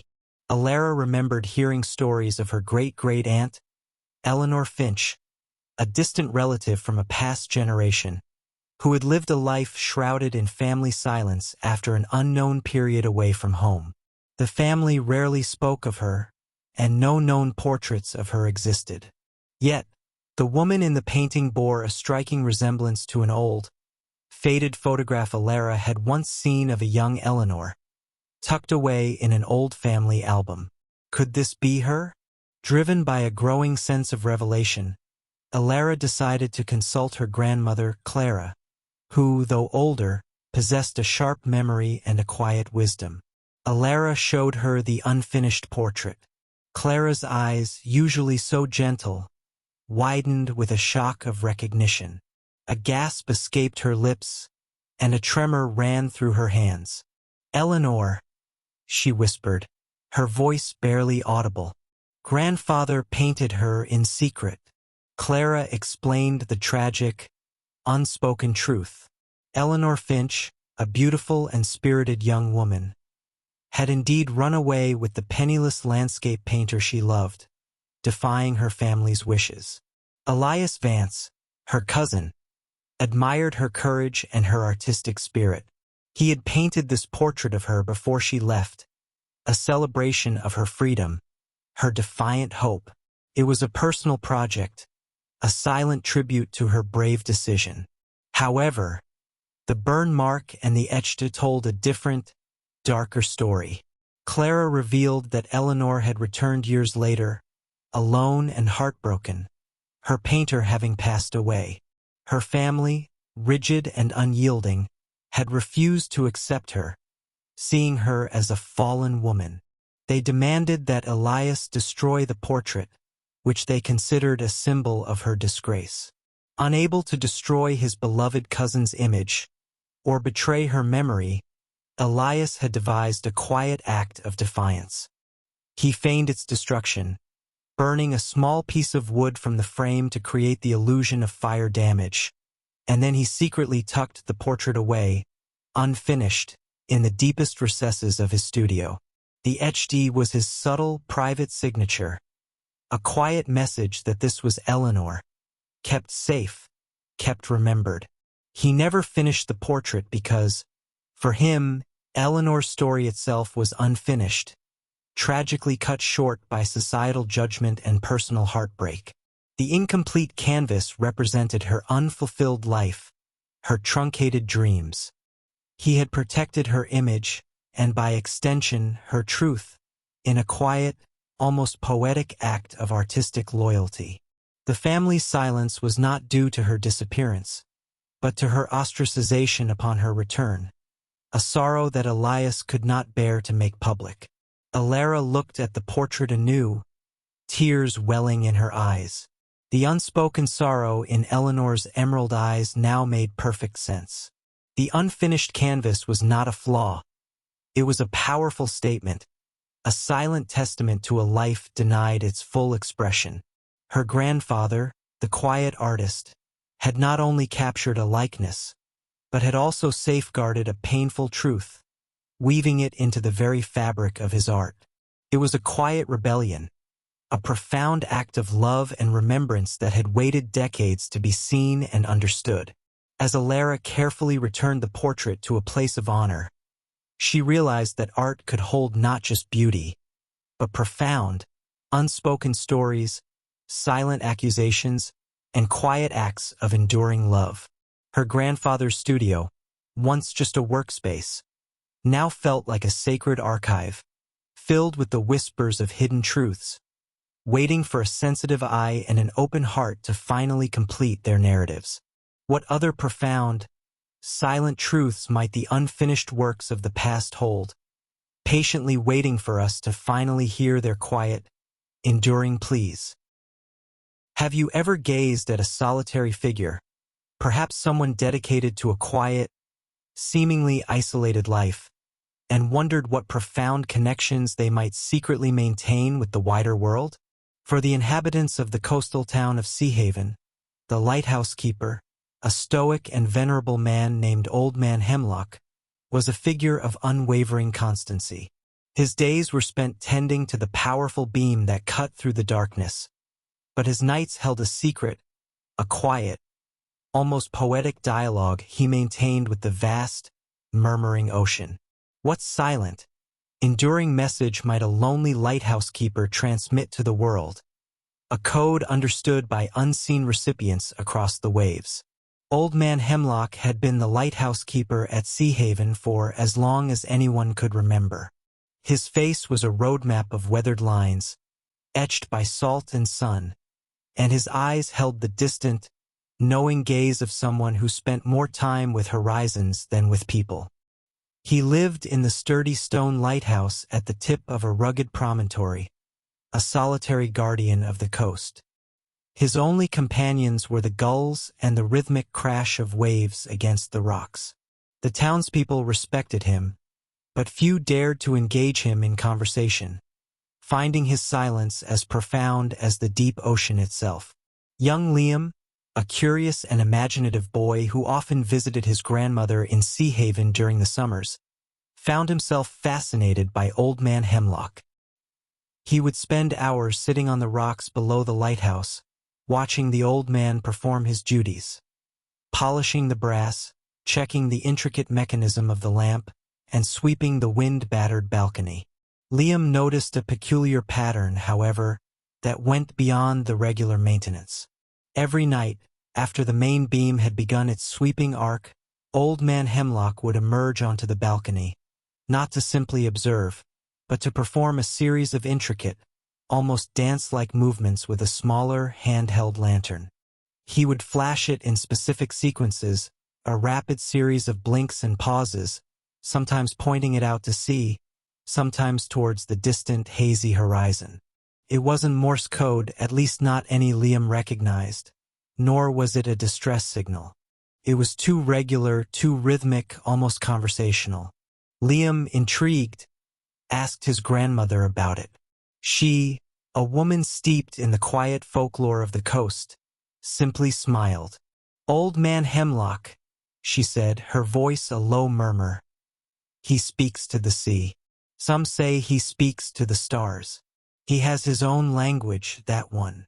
The answer, while poetic, did little to satisfy Liam's rational curiosity. One stormy evening, a rare electrical fault temporarily disabled the main lighthouse beam. The town was plunged into a nervous darkness, relying on emergency generators. Yet, even in the chaos, Liam saw Old Man Hemlock emerge onto the balcony, his small lantern flashing with an intensity he hadn't seen before. The sequences were longer, more urgent, seeming to carry a heavier weight of meaning into the stormy night. The next morning, despite the previous night's technical failure, a small fishing trawler, caught in the unexpected storm, managed to navigate safely into Sea Haven Harbor. Its captain, a grizzled old sailor named Captain Jones, spoke of a miracle. "Just when we thought we were lost," he recounted to the relieved townsfolk, "a light appeared, small but clear. It wasn't the main beam, but it let us in. A series of flashes, a pattern I've only seen once before, long ago, in another port. A silent guide, a whisper of the sea. They called it." Liam's heart pounded. He knew it had to be Old Man Hemlock. He rushed to the lighthouse, his young mind brimming with questions. He found the old man on the balcony, cleaning his smaller lantern, his weathered face showing a faint trace of exhaustion, but also a quiet satisfaction. "Old Man Hemlock," Liam began, a little breathless. "The flashes. The captain. He said it saved them." The old man looked at Liam, his distant eyes finally meeting the boy's with a spark of recognition. "Ah," he said, his voice a low, gravelly sound. "The old ways. My father taught me. His father taught him." He explained that the unspoken language was an ancient form of maritime signaling, a subtle, almost intuitive code used by lighthouse keepers and certain seasoned sailors for generations. It wasn't a universal code like Morse, but a personal, almost familial one, passed down through a select few who understood its nuances. It was used in times of extreme need, when the main light failed, or when a message needed to be sent without alerting official channels. The code wasn't about words, but about rhythm, pauses, and the subtle angle of the light, conveying basic but crucial information. "Danger here. Safe passage there. Follow me." It was a quiet, almost spiritual pact between those who watched over the sea and those who traversed it. He had inherited the knowledge from his father, who had inherited it from his, a silent lineage of guardians, communicating across the vastness in a language only they understood. He kept it secret not out of malice, but out of a deep respect for its sacred purpose. It was a tool of last resort, a quiet promise of guidance in the darkest hours, meant only for those with the knowledge and the need to interpret its gentle rhythm. He was not just maintaining a light. He was maintaining a centuries-old tradition, a lifeline woven from beams and shadows. Liam looked at Old Man Hemlock with profound reverence. The stoic, solitary figure was not merely a keeper of a lamp, but a keeper of an ancient language, a silent protector.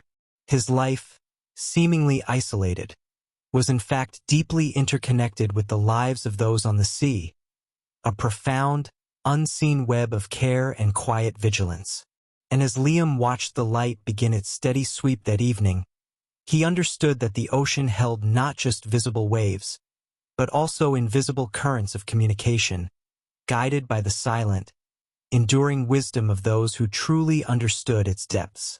What quiet, profound traditions might be upheld in the most unexpected corners of the world, silently safeguarding those who navigate its vast, often unseen, challenges?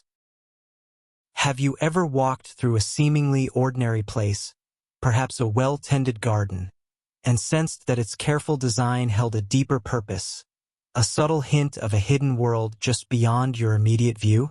For the visitors to the sprawling estate of Blackwood Manor, the gardener, a stoic and quiet man named Silas, maintained a vast and beautiful rose garden. But within its perfectly sculpted hedges and fragrant pathways lay a secret, a quiet architectural enigma he had painstakingly created over decades. What profound, unspoken reason could compel a solitary gardener to construct a subtle, living labyrinth within the very heart of his meticulously tended domain? Blackwood Manor was an old estate, known throughout the region for its magnificent rose gardens, a horticultural masterpiece that stretched across acres of rolling hills. The gardens were the life's work of Silas, a man whose hands bore the marks of years spent coaxing beauty from the earth. He was a man of quiet rhythms, moving through the garden with an almost meditative grace. His only companions the rustling leaves and the buzzing of bees.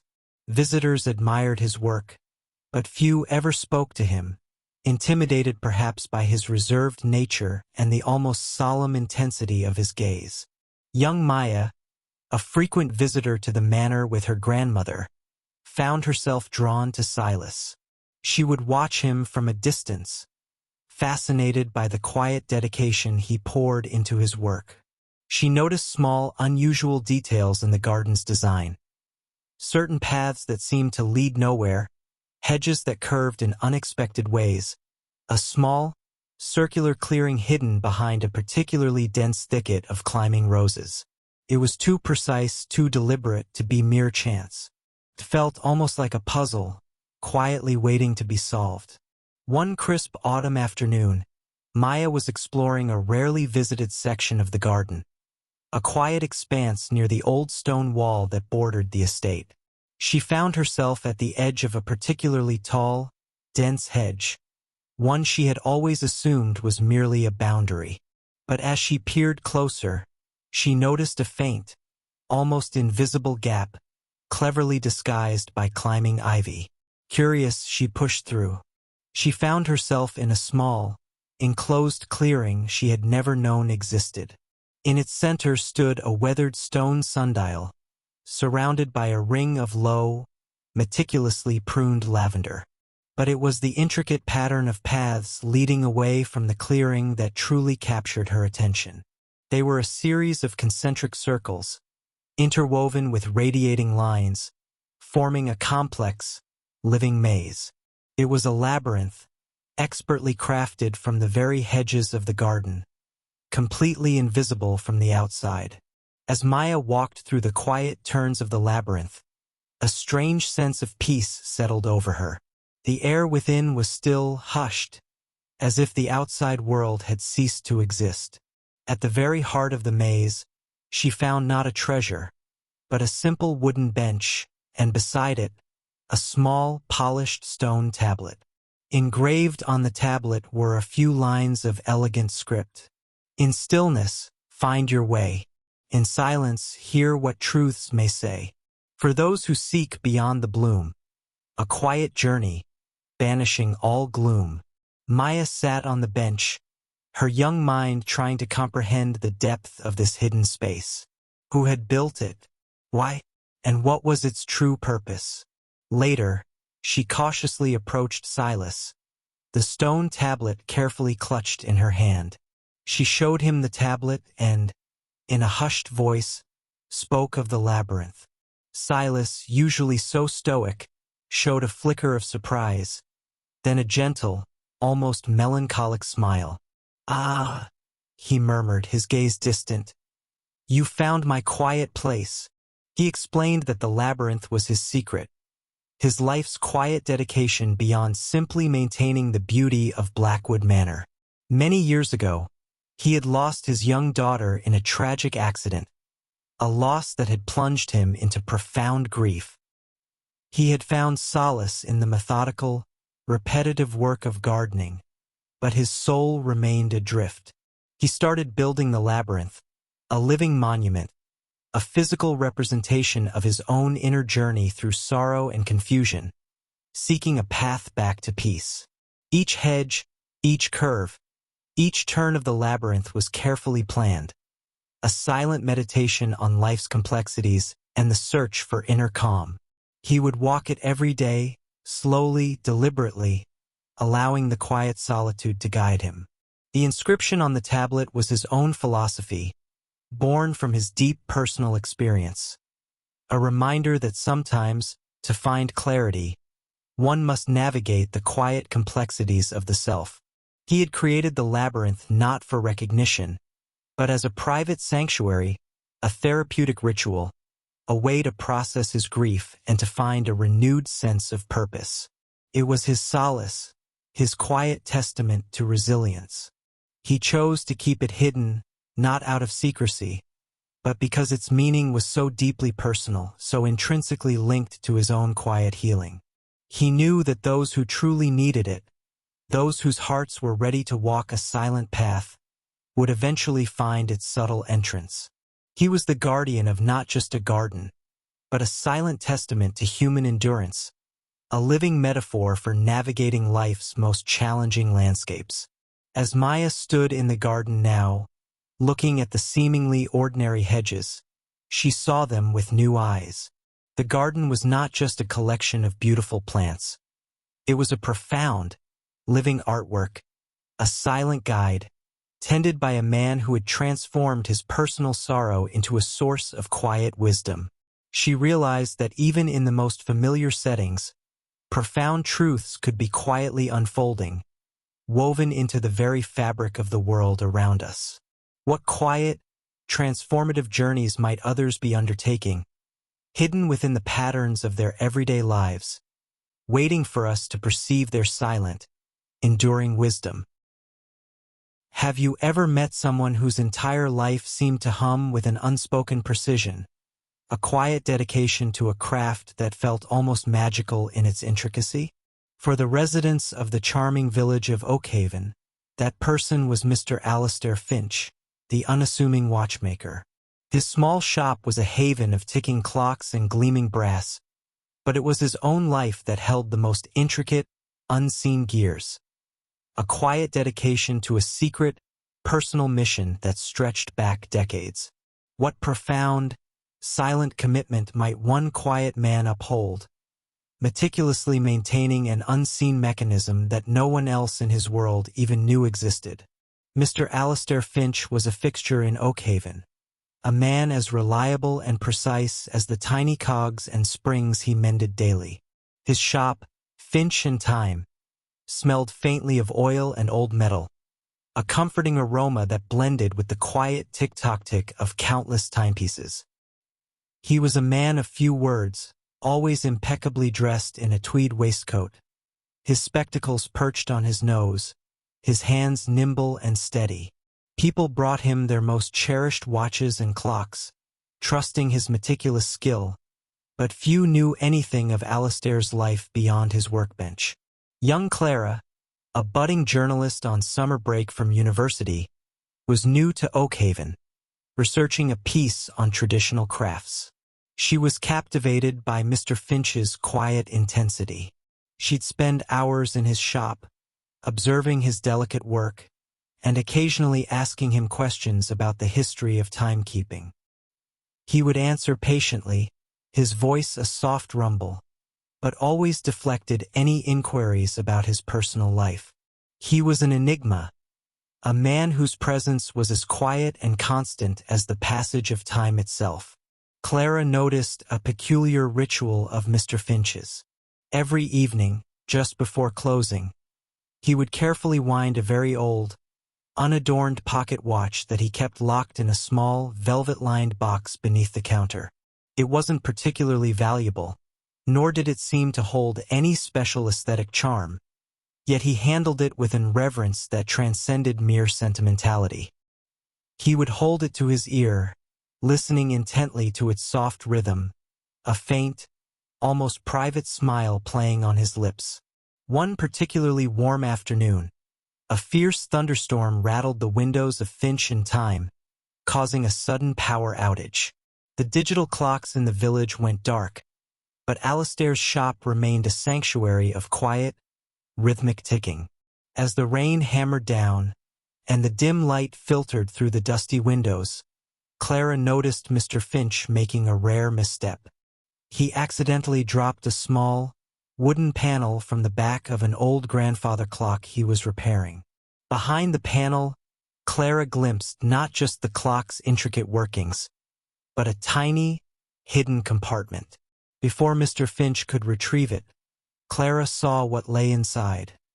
Not another watch part, but a small, intricately folded piece of parchment.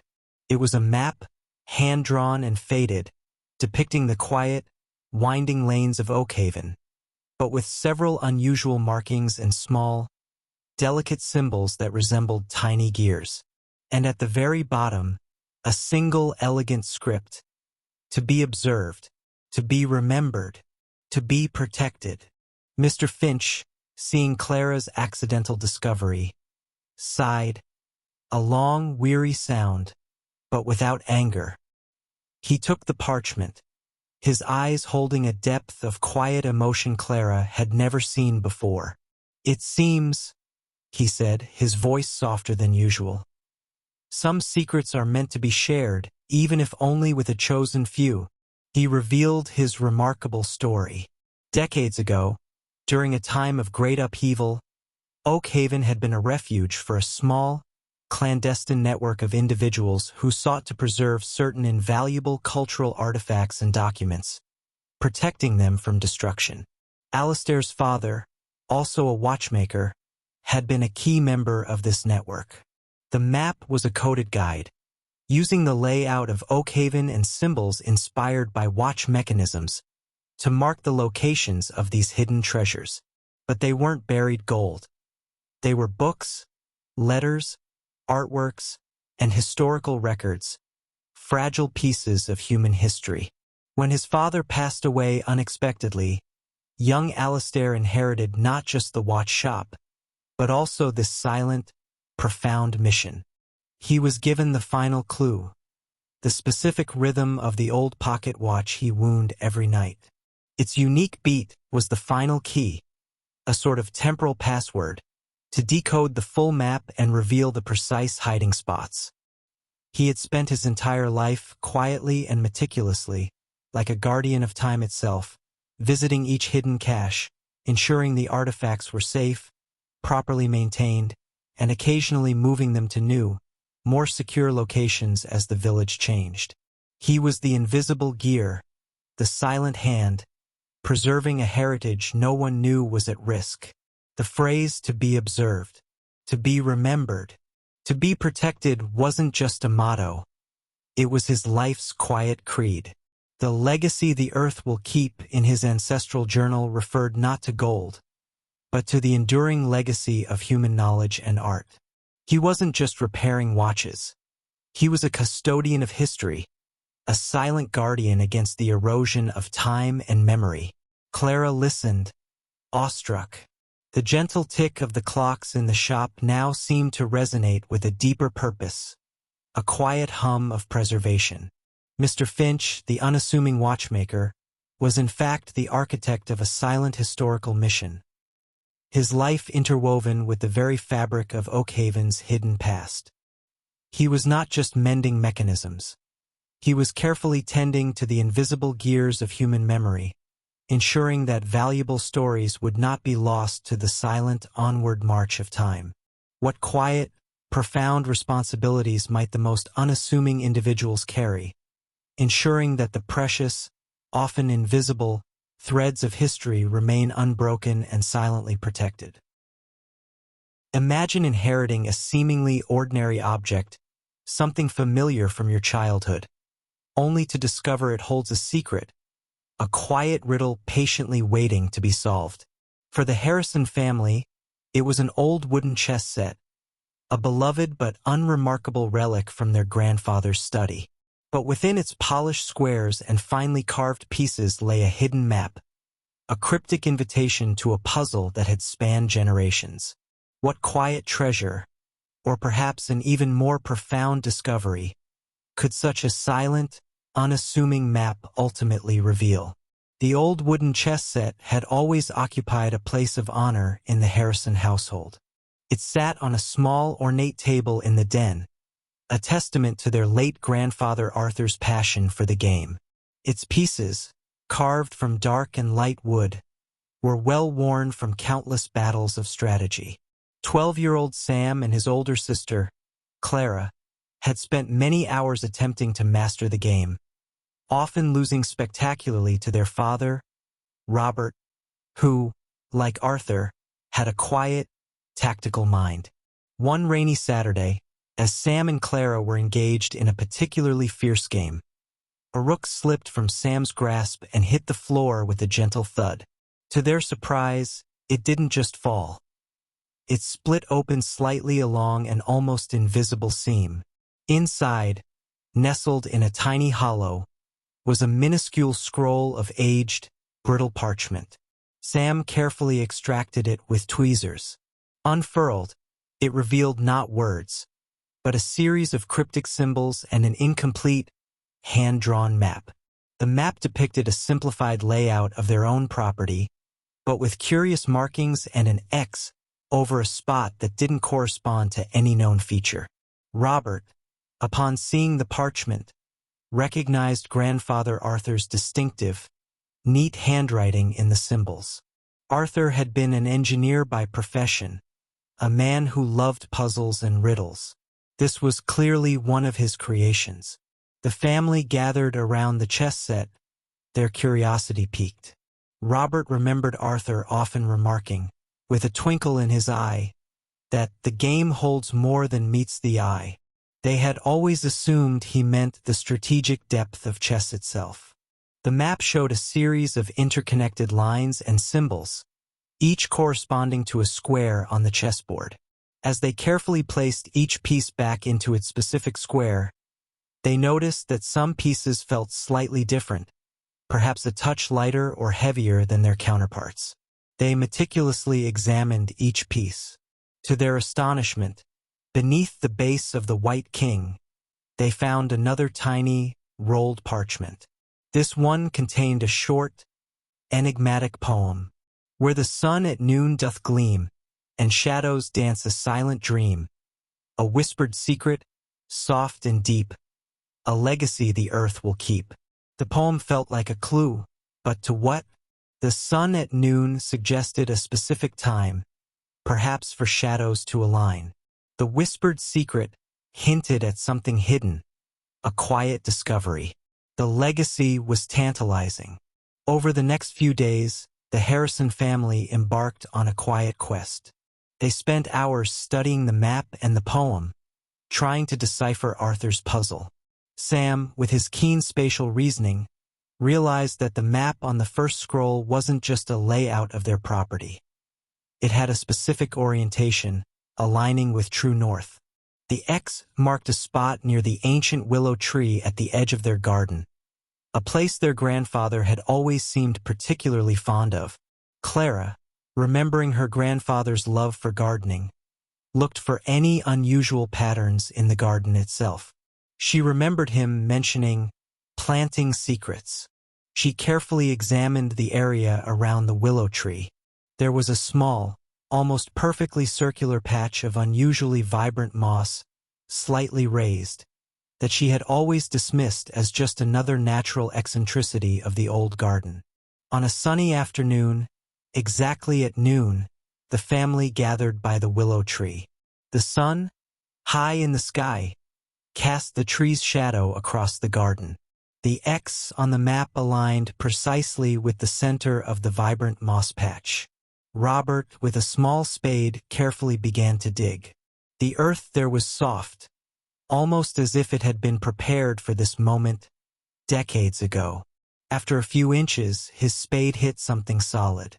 It wasn't a chest of gold or sparkling jewels, but a small, carefully constructed wooden box, weathered but still intact. Inside, nestled on a bed of dried leaves, was another, much larger, leather-bound journal. It was Grandfather Arthur's personal journal, filled not with engineering notes, but with stories, reflections, and dreams. He had been a man of quiet passions, a lover of philosophy and literature, a dreamer who had never quite found the time to pursue his artistic inclinations amidst the demands of his career. The journal contained sketches, poems, philosophical musings, and even the beginnings of a novel he had longed to write. But the most profound discovery lay within the final pages. Arthur had written about his deep regret at not pursuing his creative passions more fully, and his hope that his grandchildren would learn from his experience. He had dedicated his small hidden treasure not to wealth, but to the importance of following one's heart, of nurturing one's quiet, unspoken dreams. He wanted them to understand that true legacy wasn't just about material possessions, but about the pursuit of joy, the cultivation of inner life, and the courage to follow one's own unique path. The chess set, the map, the poem, they weren't just a puzzle. They were a profound message, a quiet plea from a loving grandfather for his family to live lives full of purpose and passion.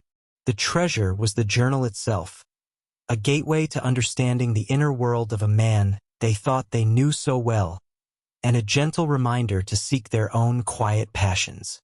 As the Harrison family sat together, reading Arthur's words under the dappled sunlight of the willow tree, they felt a profound connection to their grandfather, realizing that even in the most familiar objects, the deepest, most personal stories could lie quietly hidden, waiting to illuminate our lives with their gentle wisdom.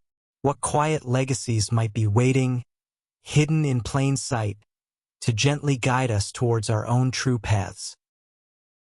Have you ever stumbled upon an old, forgotten item in a dusty corner of your home, something that seems to watch you with an unspoken history, hinting at a life far removed from your own? For the O'Connell family, a sudden downpour forced them into their rarely visited attic, where they unearthed a stunning, intricately painted portrait of a woman they'd never seen before. It wasn't just a painting. It held a gaze so direct, so full of untold stories, that it felt as though she knew them. What quiet narrative could a forgotten portrait preserve? A silent betrayal, perhaps, waiting for someone to finally unravel its painted mystery. The O'Connell family had lived in their charming Victorian home for 2 generations, passing down its creaking floorboards and tall, drafty windows from grandparents to parents, and now to young Liam and his inquisitive sister, Chloe. The attic was largely untouched, a repository of forgotten heirlooms and dusty memories. It was a place usually avoided, a realm of spiders and shadows, but a sudden, torrential downpour had caused a small leak, forcing David O'Connell, Liam and Chloe's father, to investigate.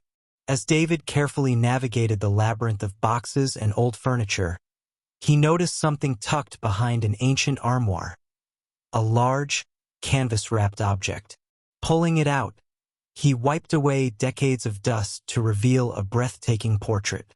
It was the image of a young woman, perhaps in her late 20s, with striking emerald eyes, a cascade of auburn hair, and a serene, almost enigmatic smile. Her gown was from a bygone era, richly detailed, suggesting a life of elegance and perhaps a touch of mystery. Yet, none of the O'Connells, not even their eldest living relative, Great-Aunt Maeve, recognized her. She was a complete stranger, a silent sentinel from a forgotten past. The portrait quickly became the focal point of the O'Connell living room, a silent guest observing their daily lives. Chloe, with her vivid imagination, began to invent elaborate backstories for the woman, whom she named Lady Eleanor. Liam, more practical, tried to find clues within the painting itself. He noticed a small, almost imperceptible locket around her neck, its design intricate but indecipherable. David, intrigued, asked Great-Aunt Maeve about the painting. Maeve, a spry woman in her late 80s with a memory as sharp as ever, gazed at the portrait with a mixture of recognition and a touch of something akin to sadness. "Eleanor," she murmured, her voice soft with a distant memory. "Eleanor Finch, a distant cousin, once removed from your great-great-grandmother's side. She was a whisper in our family history, never spoken of directly, always hinted at." Maeve explained that Eleanor Finch had been a vivacious and artistic young woman, deeply in love with a man her family deemed unsuitable. He was a talented, but penniless, landscape painter, and the Finch family, proud and traditional, refused to countenance the match. Eleanor, however, was determined. She secretly continued their relationship, meeting him in secluded spots, exchanging clandestine letters. The portrait, Maeve speculated, was likely painted by him, a testament to their forbidden love, a quiet act of defiance. The mystery deepened when Maeve added a crucial detail. It was rumored that Eleanor ran away with him, defying her family completely. But then, she returned alone a few years later, changed, quiet. She never spoke of her time away, and neither did anyone else. It was as if that chapter of her life had been erased. She lived out her days here, in this very house, a silent, almost ghost-like figure until she passed away. The family had always known of an Eleanor in their lineage, a quiet aunt who had lived with their ancestors, but her story had been shrouded in a veil of unspoken shame or sorrow. Liam, remembering the locket, decided to examine the painting more closely. Using a magnifying glass, he peered at the intricate details of the jewelry. It wasn't just a decorative locket. It was a miniature portrait locket, and within it, almost invisible to the naked eye, was a tiny, faded depiction of a man. His face was obscured by time and the small scale, but his eyes seemed to hold a familiar artistic intensity. Chloe, meanwhile, noticed something else. On the background of the painting, subtly rendered in the distance, was a landscape. A rolling hill with a distinctive cluster of 3 ancient oak trees. She had seen those trees before. They were on the old Finch estate, now a public park, just a few miles from their home. It was a spot her mother often took them for picnics, a place of quiet beauty and old-world charm. With a surge of understanding, David realized the painting wasn't just a portrait. It was a story, a map of Eleanor's enduring love. The locket was a secret tribute to the man she loved, painted into the very fabric of her image, a private act of remembrance. The landscape in the background was their meeting place, a silent testament to their secret rendezvous. The painting had been hidden away, perhaps by Eleanor herself, or by a family trying to suppress a scandalous memory. The narrative began to unravel. Eleanor had indeed run away with her painter. They had lived a few years of artistic bliss, albeit in poverty, until he had fallen ill and passed away. Heartbroken and alone, she had returned to her family home, her spirit quietly broken, her love story a secret burden she carried. Her family, in their rigid adherence to propriety, had chosen to bury her story in silence, hoping to erase the scandal. But Eleanor, with the quiet defiance of a true romantic, had ensured her truth would endure, painted into the very portrait her lover had created. The O'Connells looked at the portrait now with a new understanding, a profound respect for Eleanor Finch. She was no longer a stranger from the past, but a woman of quiet strength and enduring love. The portrait was a testament to a life lived fiercely, albeit in secret, and a love that transcended societal disapproval. It had been hidden not to be forgotten, but to be protected, waiting for a generation with open hearts to finally see its truth. What other silent declarations, woven into the fabric of everyday objects, might be waiting for us to truly see them, to listen to their quiet, enduring whispers? Have you ever noticed something subtly out of place in your everyday surroundings? A small detail that whispers of an unseen presence, a gentle rearrangement that defies explanation? For the Hawthorne family, who prided themselves on their perfectly manicured suburban garden, these quiet shifts began with a single, perfectly blooming rose in the wrong bed. It wasn't just a misplaced flower.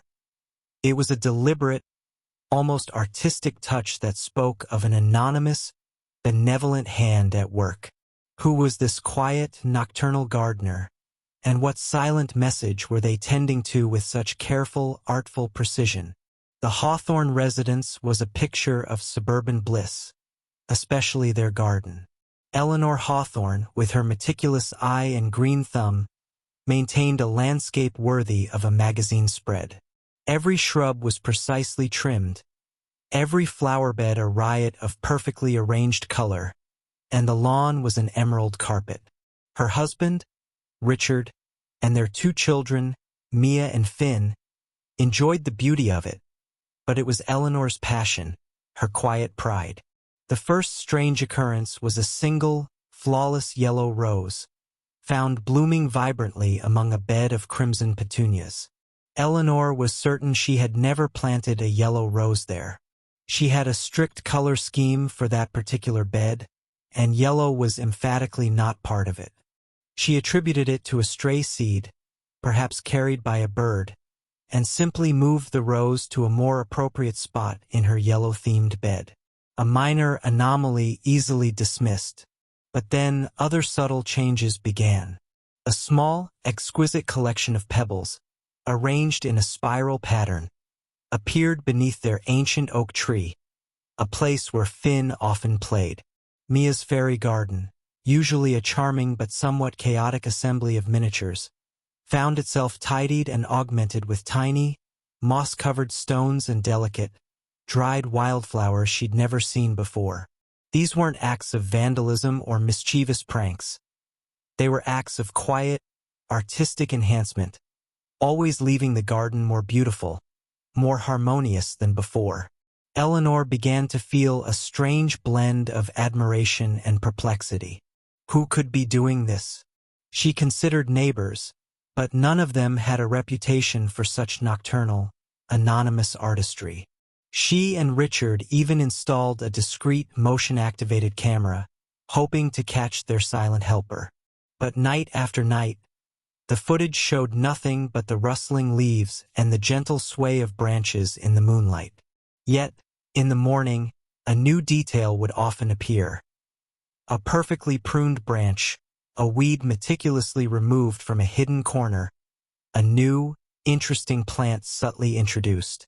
One morning, Eleanor found a small, intricately woven bird's nest tucked into the crook of a low-hanging branch, filled not with eggs, but with tiny, polished river stones, each one a different hue. It was a silent gift, a miniature sculpture of natural beauty. The family, now fully enchanted by their unseen hand, began to leave small, appreciative notes by the birdbath, hoping their anonymous benefactor would see them. They never received a direct response, but the small, thoughtful additions to the garden continued. Richard, a history enthusiast, began researching the property's past. He found old deeds and photographs, tracing the ownership of their house back several generations. He discovered that their garden had once belonged to a reclusive, eccentric botanist named Alastair Finch, known for his unique landscaping philosophy and his profound love for the unspoken language of plants. Finch, it was said, believed gardens held spirits, and he would often converse with them through silent arrangements and gentle plantings. He had no known heirs, and after his passing, the garden had simply been sold. One particularly foggy morning, Eleanor stepped out to find a small, ceramic owl perched on a stone birdbath. Beneath it, a single, perfectly intact monarch butterfly wing had been delicately placed, as if a quiet message. It was a deeply personal touch, as Eleanor had often spoken to her roses about her late mother, who adored monarch butterflies. She felt a profound connection, a silent understanding passing through the mist. That afternoon, while helping Finn clear some fallen branches near the old stone wall at the very back of their property, Richard noticed a small, almost hidden gate, completely overgrown with ivy. It wasn't on any of their property maps. Beyond it lay a narrow, winding path that led into a small, untouched patch of woodland. Deep within this woodland, nestled among ancient trees, they discovered a tiny, dilapidated cottage, almost completely swallowed by nature. It was clearly abandoned, but something about it felt recently visited. Inside, amidst the dust and decay, they found a small, meticulously organized shed. And within that shed, tucked away on a workbench, was a collection of old, well-used gardening tools, each one polished and cared for. Beside them, a worn leather-bound journal. The journal belonged to Alastair Finch. Its pages were filled with detailed sketches of plants, poetic musings on nature, and observations about the hawthorn garden. The final entries were particularly poignant, speaking of his quiet pleasure in tending to the garden, even after it was no longer officially his. He had never truly left. He had simply continued his quiet work from a hidden vantage point, a benevolent spirit tending to the land he loved, making gentle, anonymous improvements.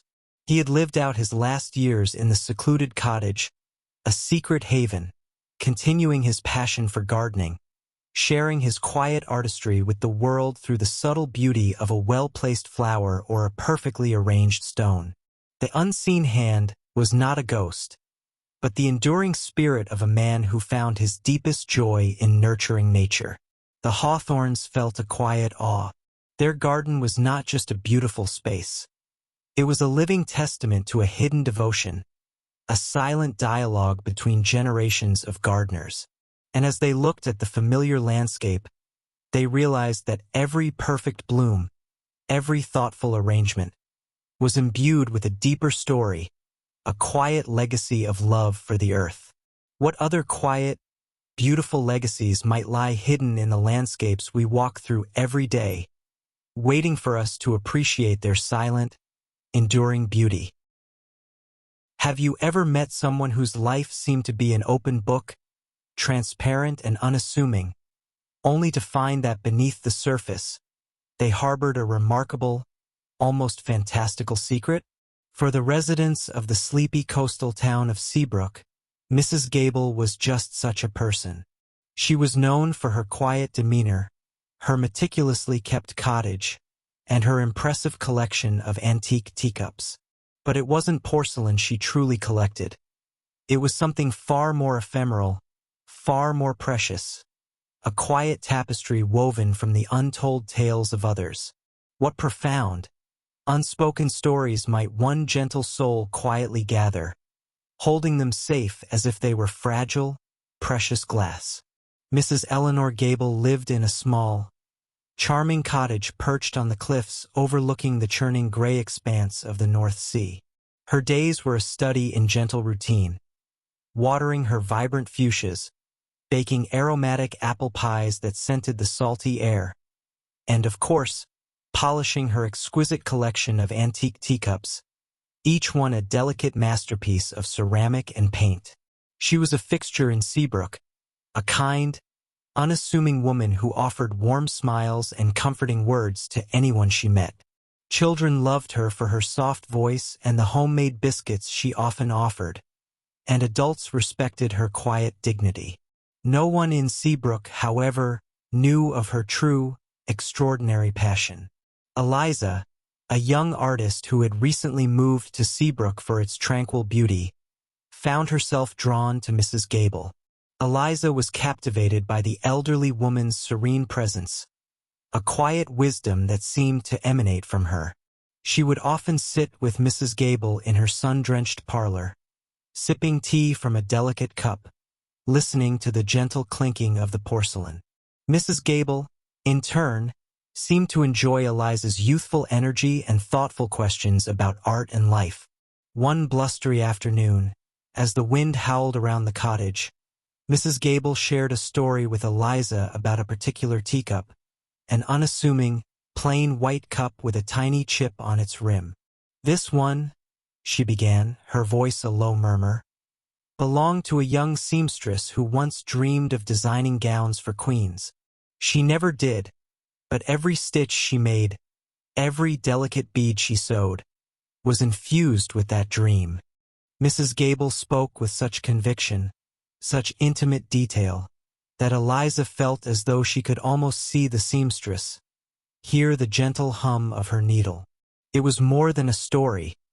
It was a memory, deeply felt. This wasn't an isolated incident. Over time, Eliza noticed that each teacup in Mrs. Gable's vast collection seemed to come with its own unique, deeply personal tale. A cup with faded roses once belonged to a botanist who discovered a rare orchid. A chipped saucer held the tears of a lost love for a sea captain. These weren't stories from books. They felt intensely real, filled with the raw emotions of lives lived. Eliza wondered, how could Mrs. Gable know such intimate details about so many different people? People who seemed to have no connection to her or to Seabrook. It was as if she hadn't just collected the cups, but had absorbed the very essence of their previous owner's experiences. The mystery deepened when Eliza noticed a peculiar habit of Mrs. Gable's. Whenever a new antique object, a small trinket, an old book, a piece of worn lace, found its way into the cottage, Mrs. Gable would spend hours with it, holding it gently, sometimes closing her eyes as if in deep concentration. Then, within a few days, she would begin to recount a new story, just as vivid and personal as the others, always linked to the object. It was as if the objects whispered their histories directly to her. One evening, Eliza, emboldened by their growing friendship and her own insatiable curiosity, gently asked Mrs. Gable about her extraordinary knowledge. "Mrs. Gable," she began, "how do you know these stories? They feel so real, so personal." Mrs. Gable smiled, a knowing, almost ethereal smile. She gestured to the teacups, arrayed like silent sentinels on her shelves. "My dear Eliza," she said, her voice barely a whisper, "people, when they touch objects, when they pour their hopes and dreams and sorrows into them, leave behind a faint echo, a resonance, you might say. I have simply always been able to hear those echoes." She explained that from a very young age, she possessed a rare, intuitive gift. She could sense the emotional imprint left on objects, particularly those that had been cherished, handled with care, or imbued with strong feeling. It wasn't clairvoyance, she clarified, but a profound empathy, an ability to pick up on the emotional energy woven into the fabric of things. She saw flashes of images, felt faint echoes of emotions, and from these fragments, she pieced together the quiet narratives, the hidden dramas, and the enduring joys of the people who had once owned these items. She didn't seek out grand tales. She simply collected the quiet, often overlooked stories of ordinary lives, preserving them as if they were fragile, precious artifacts themselves. Her teacups, each chosen for the gentle resonance it offered, were her most treasured companions. They were not just beautiful objects. They were vessels of memory, silent archives of human experience. She was, in essence, a collector of lost stories, a quiet guardian of the unseen narratives that shaped the lives of countless individuals. She kept them not to share widely, but to cherish privately, a testament to the richness and complexity of every human journey. Eliza listened, mesmerized, a profound sense of wonder settling over her.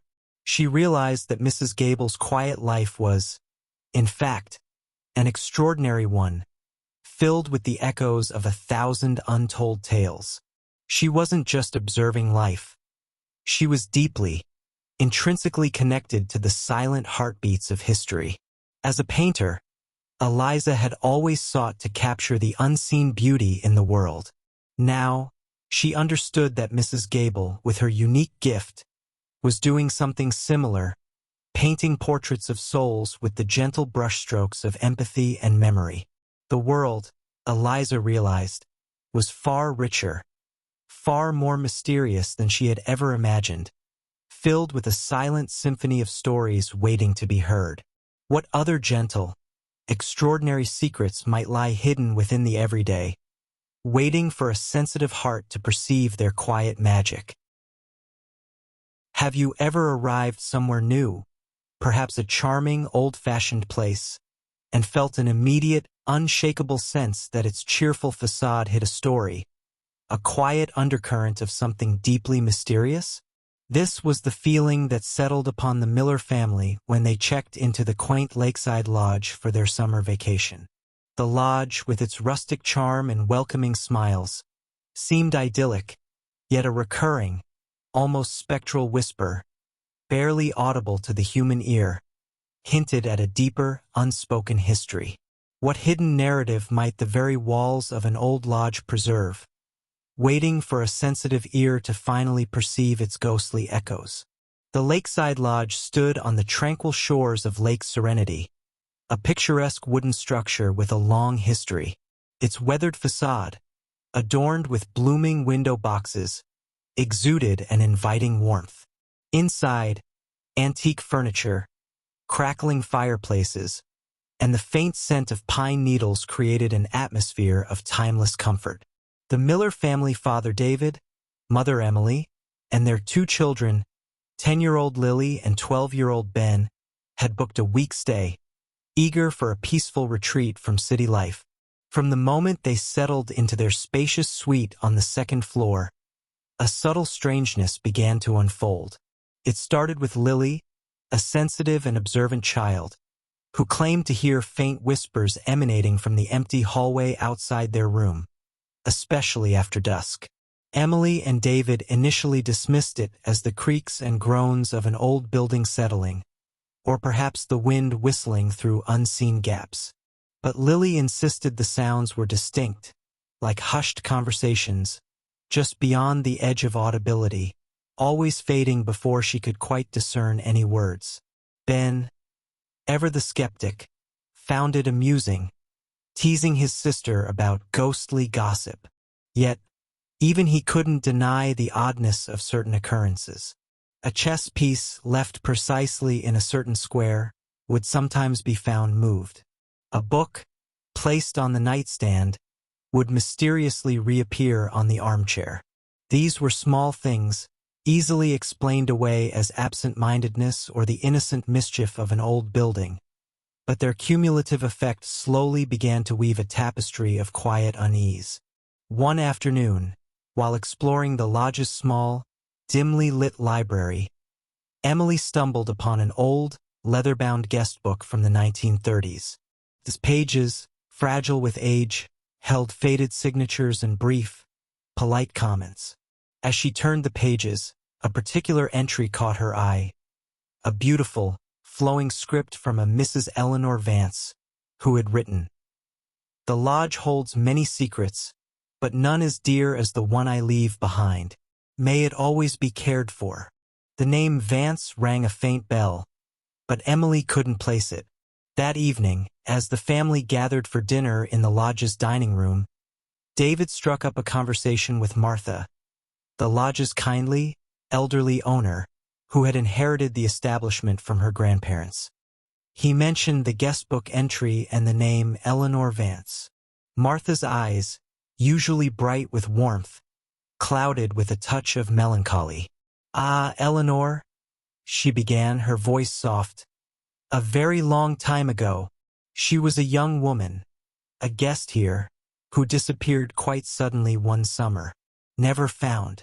A great sadness for the lodge. They say she simply vanished from her room, leaving only a small, hand-carved wooden owl behind." The mention of a wooden owl sent a shiver down Emily's spine. She remembered the story of her own family's discovery of the wooden owls, a completely separate and unrelated mystery from a few years ago. Could there be a connection? Martha continued, her voice a low murmur. Her family were very wealthy, very private. They owned a substantial piece of land nearby, land that now belongs to the lodge. It was always rumored she had a secret, perhaps a hidden love, that led to her disappearance. No one ever knew for sure, but the whispers. They say her spirit still wanders these halls, looking for something she left behind. The Miller family retired to their suite that night, the gentle creaks of the old building now imbued with a new significance. Lily pointed to a tiny, almost invisible stain on the wooden floorboards, barely noticeable under the antique rug. "It's shaped like an owl's feather, Mama," she whispered. David, intrigued, knelt down. The stain was indeed peculiar, a faint, feather-like impression. As he examined it more closely, he noticed a faint, almost imperceptible scratch in the wood, leading away from the feather-like mark and disappearing under a heavy, ornate dresser that had likely stood in that very spot for decades. With a concerted effort, the family managed to move the heavy dresser. Beneath it, nestled against the wall, was a loose floorboard. David carefully pried it open. Inside the hollow space beneath, wrapped in a piece of faded silk, was a small, beautifully crafted wooden box. It wasn't just any box. It was intricately carved with the same familiar owl motif that had appeared in Emily's past. And within the box, a single yellowed letter, addressed to "My dearest Eleanor." The letter, unsigned, spoke of a forbidden love, of plans to run away, to start a new life away from societal expectations.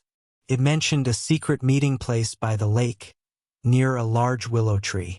Eleanor had indeed left a secret behind, not in spirit, but in a carefully concealed message, a testament to a life she yearned for.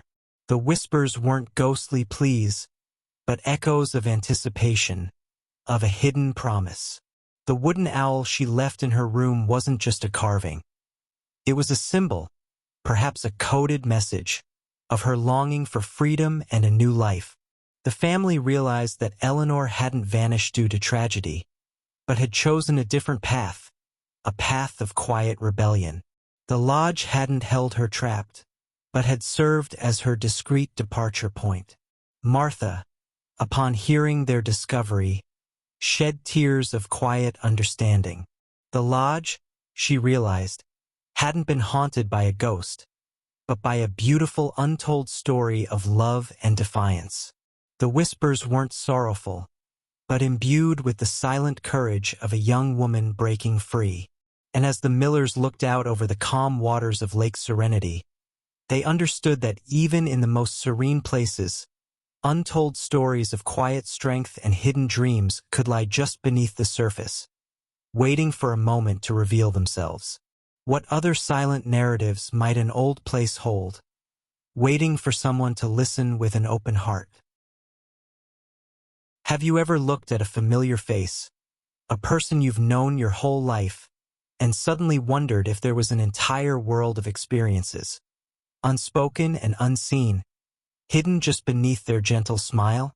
For young Alara, it was her grandfather, Elias, a man of quiet habits and predictable routines, whose life seemed as clear and uncomplicated as the meticulously organized shed in his backyard. But a dusty, forgotten sketchbook, found nestled in the attic's shadowed corners, was about to reveal a past so vibrant and unexpected, it would forever change how she saw him. What hidden passions and unfulfilled dreams might one quiet man keep carefully tucked away, out of sight from those he loved most? Elias lived in a small, cozy bungalow, its garden overflowing with roses he tended with meticulous care. His days followed a rhythm. Morning coffee on the porch, a few hours in the garden, a quiet lunch, then perhaps an afternoon spent reading or tinkering with some small repair. He was known for his calm demeanor, his gentle humor, and his unwavering presence. Alara, his granddaughter, adored him. She loved listening to his stories of growing up in the countryside, though they were always simple tales of nature and small adventures, never anything grand or dramatic. One rainy Saturday, Alara was helping her grandmother, Clara, sort through old boxes in the attic. Dust motes danced in the sparse beams of light that pierced the small attic window, illuminating forgotten relics of their family's past. Amidst yellowed photographs and moth-eaten blankets, Alara's fingers brushed against something hard and leathery. She pulled out a large, worn sketchbook, its cover embossed with a faded, intricate design. It was unlike anything she'd ever seen Elias own. He was a practical man, not one for art or frivolous pursuits. As she carefully opened the book, a gasp escaped her lips. The pages were filled with extraordinary architectural drawings. Sweeping bridges, soaring towers, elegant cityscapes that seemed to defy gravity. Each drawing was rendered with incredible precision and artistic flair, a symphony of lines and shadows. The sketches weren't just technical. They pulsed with an artistic vision, a bold imagination Alara had never associated with her quiet grandfather. She saw designs for concert halls with parabolic roofs, innovative housing projects that curved gently into hillsides, and grand public spaces designed to foster community and joy. Each page was signed with a flourish, but not Elias's usual legible script. Instead, it bore a stylized monogram, EV. Alara brought the sketchbook downstairs, her heart thrumming with a silent excitement. Elias was in his armchair, reading a gardening magazine, the picture of serene contentment. "Grandpa," she began, her voice a little shaky. "What is this?" She presented the sketchbook. Elias's eyes, usually so calm, widened almost imperceptibly. A flicker of something, surprise, perhaps a touch of regret, or maybe even a long-forgotten pride, crossed his face before settling back into his usual mild expression. "Ah, that," he murmured, taking the book gently from her. His fingers, usually stained with soil from his roses, now traced the lines of a bridge he'd once envisioned. "That was a long time ago, Alara. From before I met your grandmother." He began to speak, his voice a low, melodic murmur, like the quiet flow of a forgotten river. He told her of Elias Vance, a young, ambitious architecture student, brimming with dreams of reshaping skylines and designing spaces that would inspire wonder. He had graduated with honors, a promising star in his field, and for a few vibrant years he had worked for a renowned firm, contributing to innovative projects, always pouring his heart into his designs. The monogram EV was his professional signature. But life, as it often does, had taken an unexpected turn.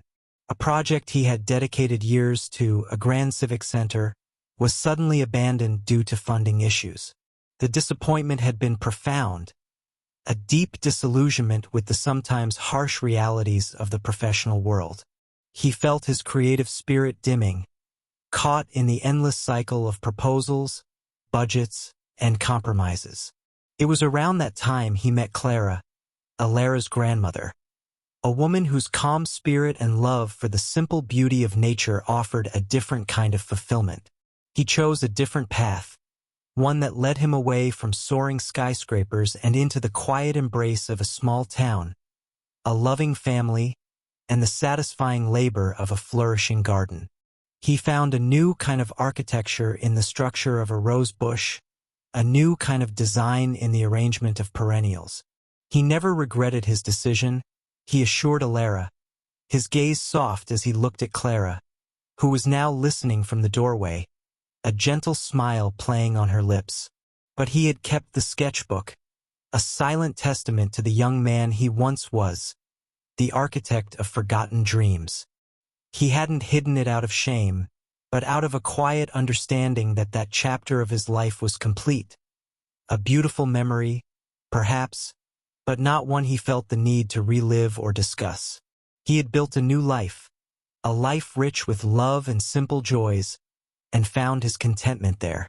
As Alara looked at the intricate drawings, then at her grandfather, a new depth unfolded within her perception of him. He wasn't just the gentle gardener. He was also Elias Vance, a visionary architect, a dreamer who had once imagined cities of wonder. The discovery wasn't a betrayal, but an expansion, a quiet unveiling of a man whose life contained multitudes. He hadn't lost his creativity. He had simply channeled it into a different kind of beauty, a beauty found in the quiet rhythm of growth and the enduring warmth of family. As the rain continued its soft drumming against the window pane, Alara held the sketchbook, understanding that even the most ordinary lives could hold extraordinary, untold stories. What other quiet masterpieces might be waiting to be found, hidden not in plain sight, but in the tender depths of a person's cherished memories? Have you ever had a feeling, a subtle whisper in the back of your mind, that something truly unusual was happening right beneath the surface of your everyday life? For the Albright family, living in their cozy home by the gentle Willow Creek, it began with the appearance of a small, intricately carved wooden owl. It wasn't just any owl. It was always the same design, always appearing silently, as if placed by an unseen hand. Who could be leaving these beautiful, enigmatic gifts? And what quiet message were they trying to convey without a single spoken word? The first owl appeared one sunny morning on the porch swing, nestled perfectly among the cushions. It was no bigger than a child's fist, fashioned from a dark, smooth wood, its eyes painted with an astonishingly lifelike glint. 10-year-old Maya, with her keen eye for detail and an imagination as vast as the summer sky, was the first to find it. She brought it inside, her small fingers tracing the delicate etchings of its feathers. Her parents, Sarah and Thomas, admired the craftsmanship, assuming it was a lost toy from a visiting child or perhaps a thoughtful, anonymous gift from a neighbor. They placed it on the mantelpiece, a charming, unexpected addition to their home. Life in Willow Creek was usually a predictable rhythm of school, work, and quiet evenings. So, when a second owl, identical to the first, appeared a few weeks later, perched on the edge of their bird feeder, Thomas felt a prickle of curiosity. He'd just finished explaining to Maya the difference between a robin and a wren, and there it was, a tiny wooden sentinel overlooking the feathered guests. This time, it felt less like a coincidence and more like a deliberate act. But by whom? And why? The pattern continued. An owl appeared on Sarah's bedside table on the morning of her birthday, tucked beside a book she was reading. Another rested on Maya's pillow after she'd won a school art competition. Each appearance was silent, leaving no trace of the person who placed it, and always seemed to coincide with moments of significance or gentle joy for the family. The family's initial amusement slowly morphed into a quiet, communal wonder. They checked their security camera footage, but the owls always seemed to materialize in the brief, unseen moments between recordings or just beyond the camera's watchful eye. It was as if the little wooden creatures simply chose to appear. Sarah, a woman who valued logic and order, found herself increasingly captivated. She started to examine the owls more closely. The wood had a faint, sweet scent, and the carving technique was remarkably consistent, suggesting a single, skilled artisan. The eyes, in particular, always held the same intelligent, almost knowing expression. Thomas, a thoughtful and patient man, began to wonder if this was a subtle, almost folkloric way someone was trying to connect with them, or perhaps even an old, forgotten tradition. He recalled snippets of conversations from his childhood, vague mentions of an elderly relative, long past, who had a peculiar fondness for owls and a talent for wood carving. One evening, as the autumn leaves rustled outside their window, Maya, cradling one of the owls, said, "It feels like it knows things, doesn't it, Mama?" Sarah nodded, a strange feeling blooming in her chest. She remembered her own grandmother, a quiet woman with sparkling eyes and a gentle smile, who used to tell stories of spirit animals and the silent ways they communicated. Could there be a connection? The mystery finally began to unravel with the seventh owl. This one was found not in their home, but tucked into the branch of an ancient oak tree at the very edge of their property, near the old stone wall that marked the boundary of their land. Under its wing, held fast by a tiny, almost invisible wire, was a small, folded piece of paper. Sarah's hands trembled slightly as she unfolded it. The handwriting was delicate, slightly shaky with age, but unmistakably familiar. To the Albrights, with quiet appreciation for your kind spirit, a friend from afar, always watching, always wishing you well, and beneath it, a single, elegantly drawn owl symbol. The signature wasn't a name, but the symbol, combined with the handwriting, sparked a memory in Thomas. It was the distinct mark of his great-aunt Evelyn, a reclusive but remarkably talented artist who had moved away decades ago after a gentle, almost whimsical disagreement with his grandfather over the best way to grow roses. Evelyn had been known for her unique wood carvings, especially her owls, and for her habit of leaving thoughtful, anonymous gifts for those she admired. No one in the family had heard from her in years, and many assumed she had simply faded into the quiet annals of time. It seemed Great-Aunt Evelyn hadn't faded at all. She had simply moved to a small cottage a few towns over, maintaining a quiet, independent life. She hadn't wanted to intrude, but had watched the Albright family from a distance, enjoying their gentle rhythms, their laughter, and their simple joys.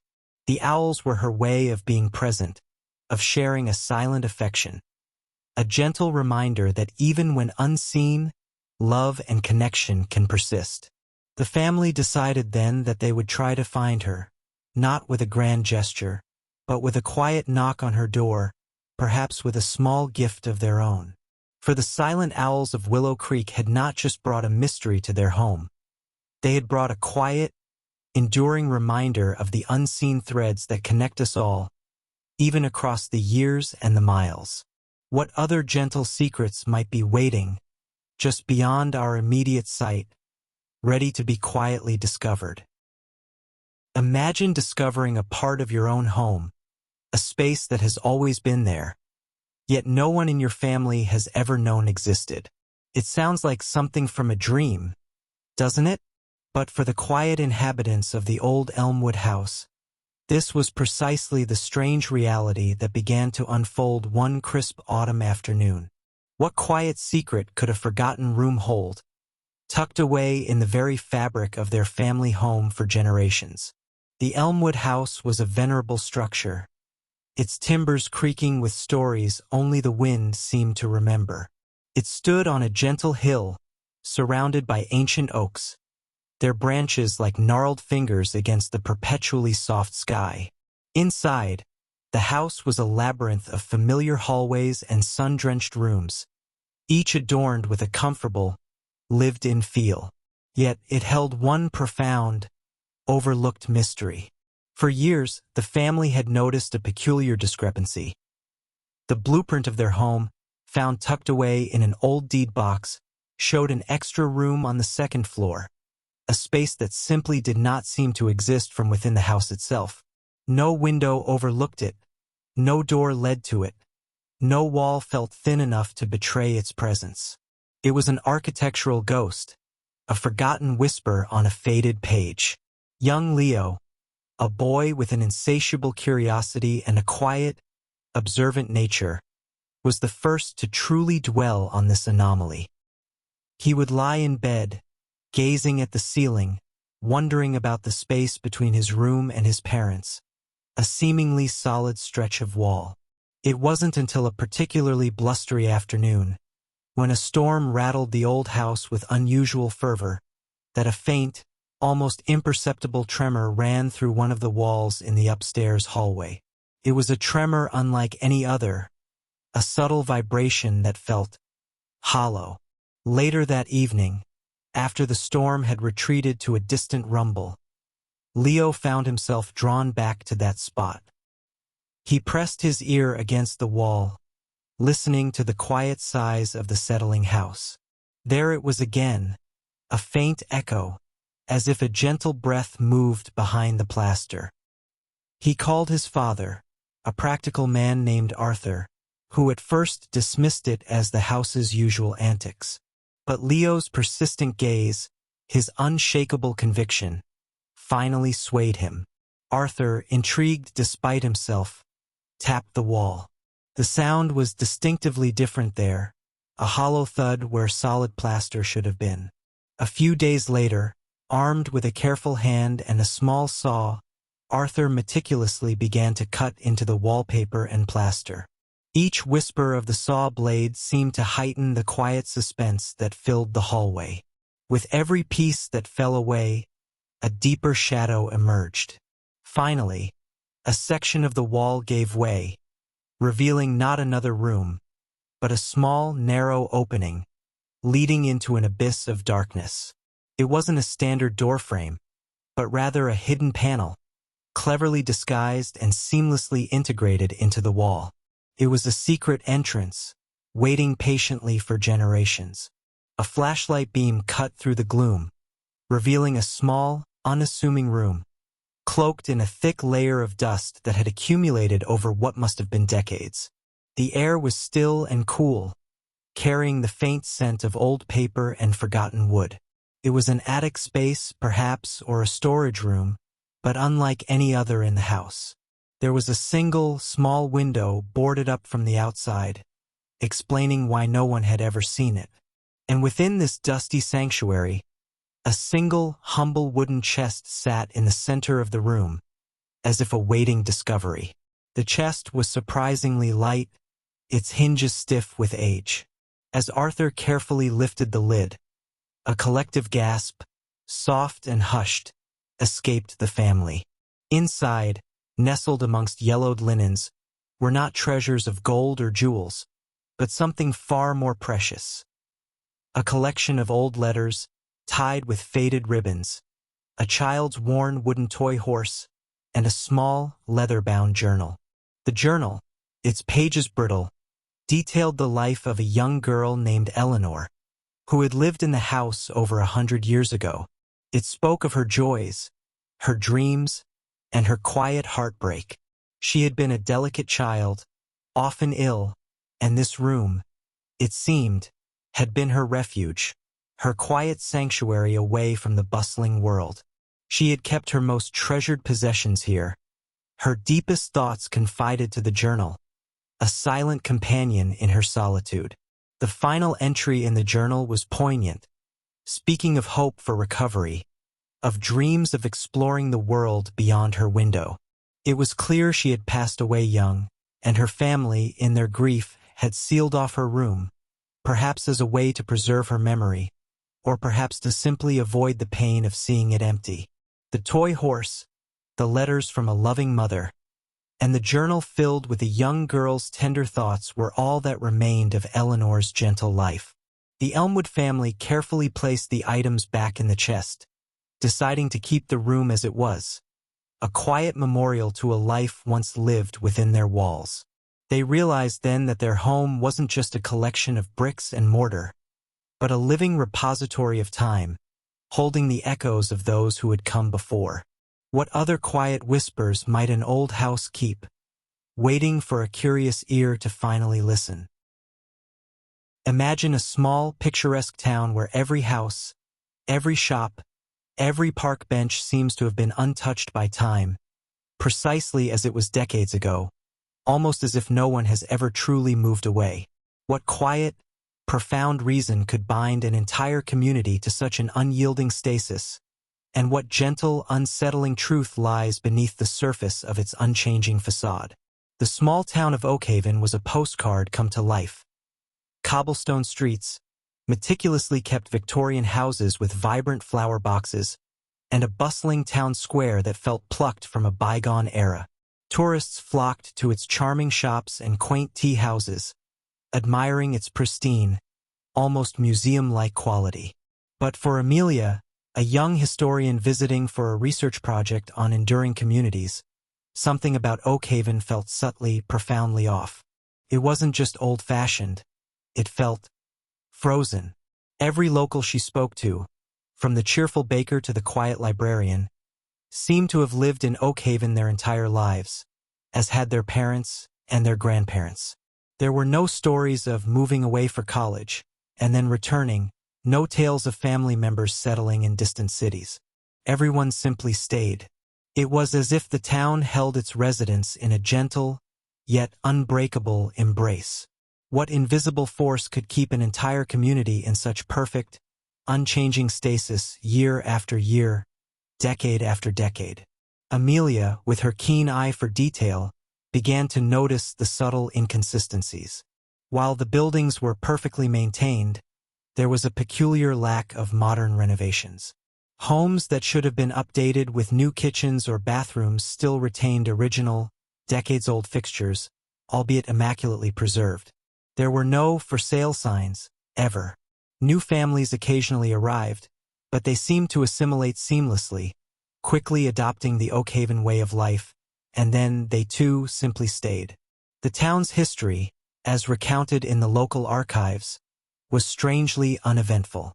No major events, no significant migrations, no booms or busts, just a steady, peaceful continuum. It was almost too perfect, like a carefully curated diorama. Amelia felt a quiet, nagging sense that there was a deeper, unspoken story beneath Oakhaven's idyllic surface. A truth that wasn't dark or sinister, but profoundly unusual. She spent her evenings sifting through old town council minutes, local newspaper archives, and personal journals kept by past residents. Most documents presented a picture of idyllic, quiet lives.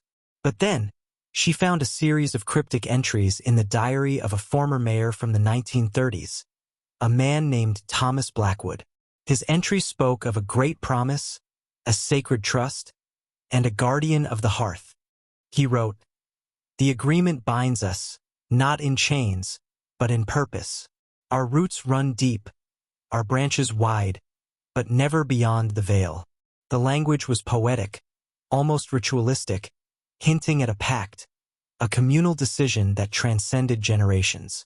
Amelia also noticed a recurring symbol in some of the older architectural details, a stylized intertwining of roots and branches, often carved into doorframes or stone pillars. It wasn't the town's official emblem, but a subtle, almost secret motif. It appeared on the old clock tower, on the fountain in the town square, and even on the wooden sign of the oldest tea house. This symbol, coupled with the mayor's diary entries, suggested a foundational agreement, a quiet commitment woven into the very fabric of Oakhaven. She began to spend time in the town's oldest graveyard, a peaceful, moss-covered place where generations of Oakhaven residents lay beneath ancient stones. She noticed something peculiar about the epitaphs. Many included the phrase, "Here, in the embrace of Oakhaven's heart, they rest and continue to tend the flame." It wasn't a standard religious phrase, but something unique to this community, hinting at a duty, an ongoing connection even in death. Amelia finally approached Mrs. Gable, the town's oldest resident, a woman with eyes that held the quiet wisdom of decades. Mrs. Gable sat on her porch swing, gently rocking, her gaze fixed on the ancient oak tree in her front yard, a tree that bore a striking resemblance to the intertwining roots and branches symbol. "Oakhaven," Mrs. Gable began, her voice a soft whisper, as if sharing a sacred secret, "is a place of deep roots. Many, many years ago, after a time of great loss and uncertainty, our ancestors made a promise. They saw the world changing rapidly, and they feared losing the very essence of community, the closeness, the shared purpose. So they made a pact." She paused, her gaze drifting to the silent town square. "They chose to dedicate themselves to preserving Oakhaven, not just as a place, but as an idea of belonging, of quiet continuity. The guardian of the hearth was the first mayor, Thomas Blackwood, who formalized the agreement. We all contribute to the great promise, a commitment to nurture this community, to ensure no one truly needs to leave, and that those who come wish to stay." "But what does never beyond the veil mean?" Amelia asked softly, recalling the diary entry. Mrs. Gable smiled gently. "It means we don't just live here. We also sustain Oakhaven with our presence, our collective memory. Even after passing on, our spirits, our contributions, remain woven into the town's fabric. We become part of the unseen hand that maintains Oakhaven's quiet beauty and enduring spirit. The town is not just a place. It is a living entity, sustained by the collective will of its inhabitants, living and departed." The truth, Amelia realized, wasn't about a forced constraint or a dark secret. It was a profound, almost spiritual communal agreement, a collective decision to create a haven of continuity in a world of constant change. The unchanging facade wasn't a trick. It was a testament to an extraordinary commitment. The stasis wasn't stagnation, but a deeply intentional preservation. The residents of Oakhaven didn't move away, because they had collectively chosen to create a place where the concept of leaving was rendered almost obsolete by the strength of their belonging. As Amelia continued her research, she began to understand. The new families who arrived were often those who yearned for a sense of permanence, a deep-seated connection they couldn't find elsewhere. They were drawn to Oakhaven's silent promise, its gentle embrace.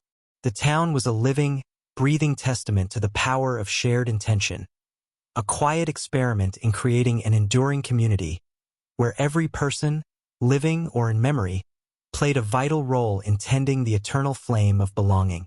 And in that quiet, unchanging stability, there was a profound and beautiful sense of purpose, a silent legacy unfolding through generations. Deep within a forgotten attic, shrouded in dust and cobwebs, a family discovers an old, unsettling portrait of an unknown woman whose eyes seem to follow their every move. What silent, haunting secret does her gaze hold? And what quiet, unsettling truth will be revealed when they try to uncover her identity? The Miller family, Eleanor, Robert, and their teenage daughter, Sarah, had embarked on the daunting task of clearing out Robert's ancestral home after his great-aunt's passing. The house was a treasure trove of forgotten heirlooms, each piece seemingly steeped in the silent history of generations. In the farthest, darkest corner of the attic, beneath a pile of faded tapestries, they uncovered a large, oil-on-canvas portrait. It depicted a woman of striking beauty, with dark, intense eyes and a faint, enigmatic smile. Her hair was styled in an old-fashioned manner, and her dress, a deep emerald green, suggested an era long past. But it was her eyes that truly captivated and subtly unsettled them. They seemed to follow their movements, an illusion of perspective that was nevertheless profoundly effective, giving her gaze a lifelike, almost knowing quality. She felt less like a painting and more like a quiet observer from the past. Who was this mysterious woman? And why did her silent gaze feel so intensely watchful, as if she held a secret only she knew? The portrait wasn't overtly frightening, but it carried a subtle weight, a quiet, lingering presence.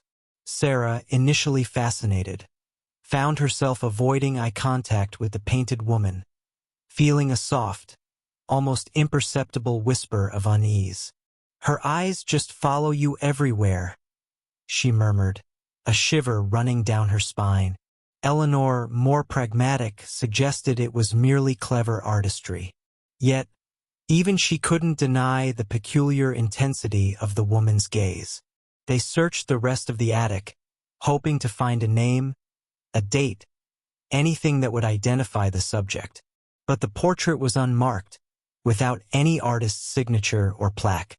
It was as if she had simply appeared, a ghost from an unknown past, silently observing the present. Robert, puzzled, consulted old family photo albums and historical documents. But the woman's face drew no recognition. She wasn't an ancestor he recognized, nor a prominent figure in their town's history. She was an enigma, beautifully rendered and profoundly silent. As the days turned into weeks, the portrait remained in the attic, too large to easily move, too compelling to ignore. They found themselves drawn to it, trying to decipher the subtle nuances of her expression. Was it sadness? A hint of mischievousness? Or something deeper, something unspoken? The quiet mystery deepened, weaving itself into the atmosphere of the old house.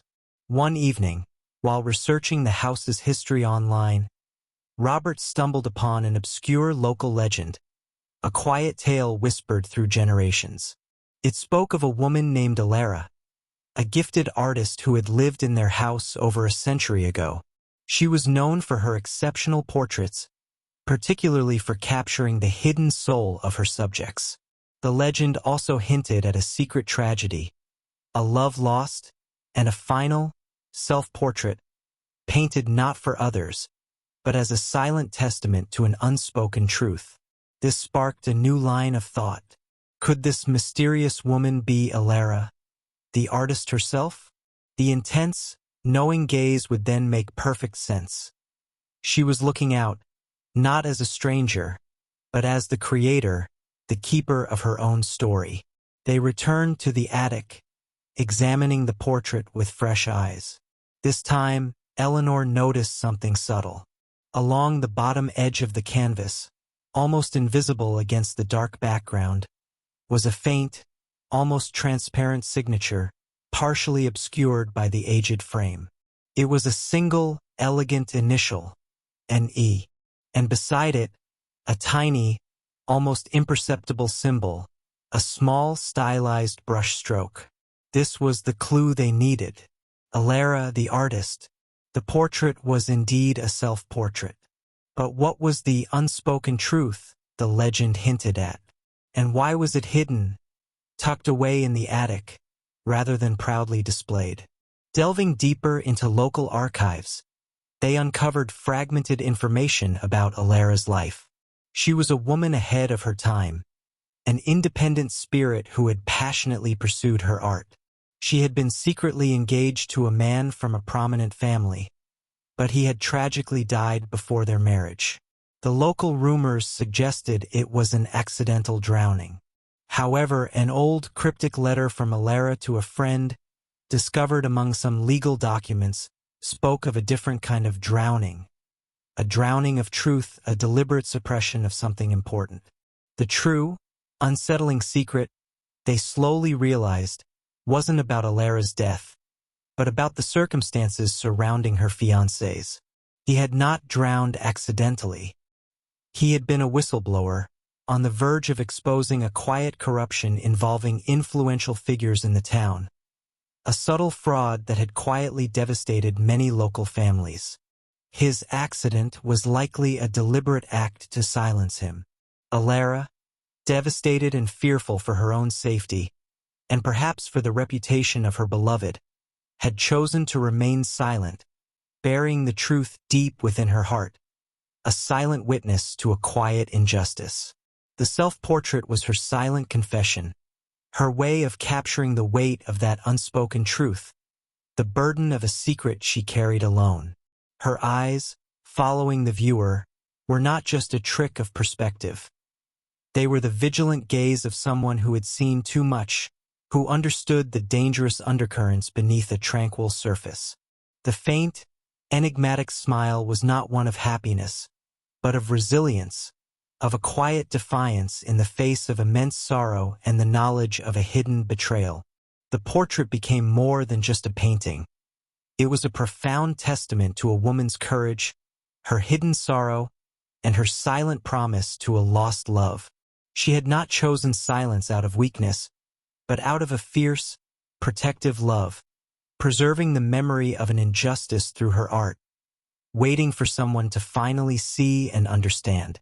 As evening settled over the old house, casting long, peaceful shadows, the Miller family gazed at the portrait of Alara. The feeling of unease had transformed into a deep, respectful understanding.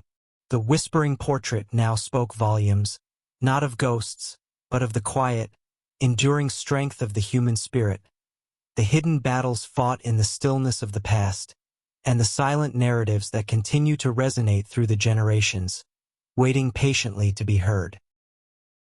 Imagine being complimented by a complete stranger who details a specific, intimate act of kindness you performed weeks ago, in a private moment you believed no one witnessed. Who was this person? How did they know? And what gentle, unsettling connection did they imply existed between your seemingly disparate lives? Lena, a quiet graphic designer who enjoyed the solitary rhythm of her work, was taking her usual mid-afternoon break at her favorite local coffee shop. The cafe was a bustling symphony of clinking cups and soft chatter, a comforting backdrop to her thoughts. She had just settled into her window seat, lost in the steam rising from her tea, when a woman approached her table. She was elegantly dressed, with kind, discerning eyes and a warm, inviting smile that seemed to hold a secret. "Excuse me," the woman said, her voice soft but clear. "I couldn't help but notice you. Are you Lena?" Lena, slightly taken aback by the direct approach from a complete stranger, nodded slowly. "Yes, I am," she replied, a faint sense of polite confusion clouding her expression. She searched her memory, trying to place the woman, but her face drew no recognition. The woman's smile deepened. "I thought so. I just wanted to thank you." She paused, her gaze holding Lena's, and continued. "About 2 weeks ago on that Tuesday, I believe, you were walking past the old library, and you saw a woman, struggling with a broken umbrella in the rain, her bag spilling groceries onto the pavement. You stopped, didn't you? You didn't just walk by. You helped her pick everything up, and you even shared your umbrella all the way to her car, getting soaked yourself." Lena felt a quiet shock ripple through her. The memory was distinct, a small, unremarked upon act of kindness she had completely forgotten. It had been a fleeting moment, a spontaneous gesture in the pouring rain, something she never expected anyone to notice, let alone remember in such detail. She had thought herself entirely alone, simply doing what felt right. How could this stranger possibly know? And why was she thanking her? Yes, I remember that," Lena stammered, feeling a peculiar blend of gratitude, confusion, and a subtle, unsettling sense of being observed. "But how do you know?" The woman's eyes held a gentle amusement. "Let's just say, kindness has a way of leaving ripples, even when you think no one is looking. The woman you helped that day was my mother. She was quite touched by your thoughtfulness." She then added, almost as an afterthought, "She mentioned you had the most beautiful blue scarf." Lena was indeed wearing a blue scarf that day, a vibrant, hand-knitted one. The specificity of the detail, the intimate knowledge of a moment she thought entirely private, sent a shiver down her spine, not of fear, but of profound wonder. This wasn't just a chance encounter. It felt like a quiet, profound connection being unexpectedly revealed. The woman didn't linger, only offered another warm smile. "Thank you again, Lena. It meant more than you know." With that, she turned and gracefully walked out of the coffee shop, disappearing into the bustling street, leaving Lena alone with her tea and a swirling vortex of unanswered questions.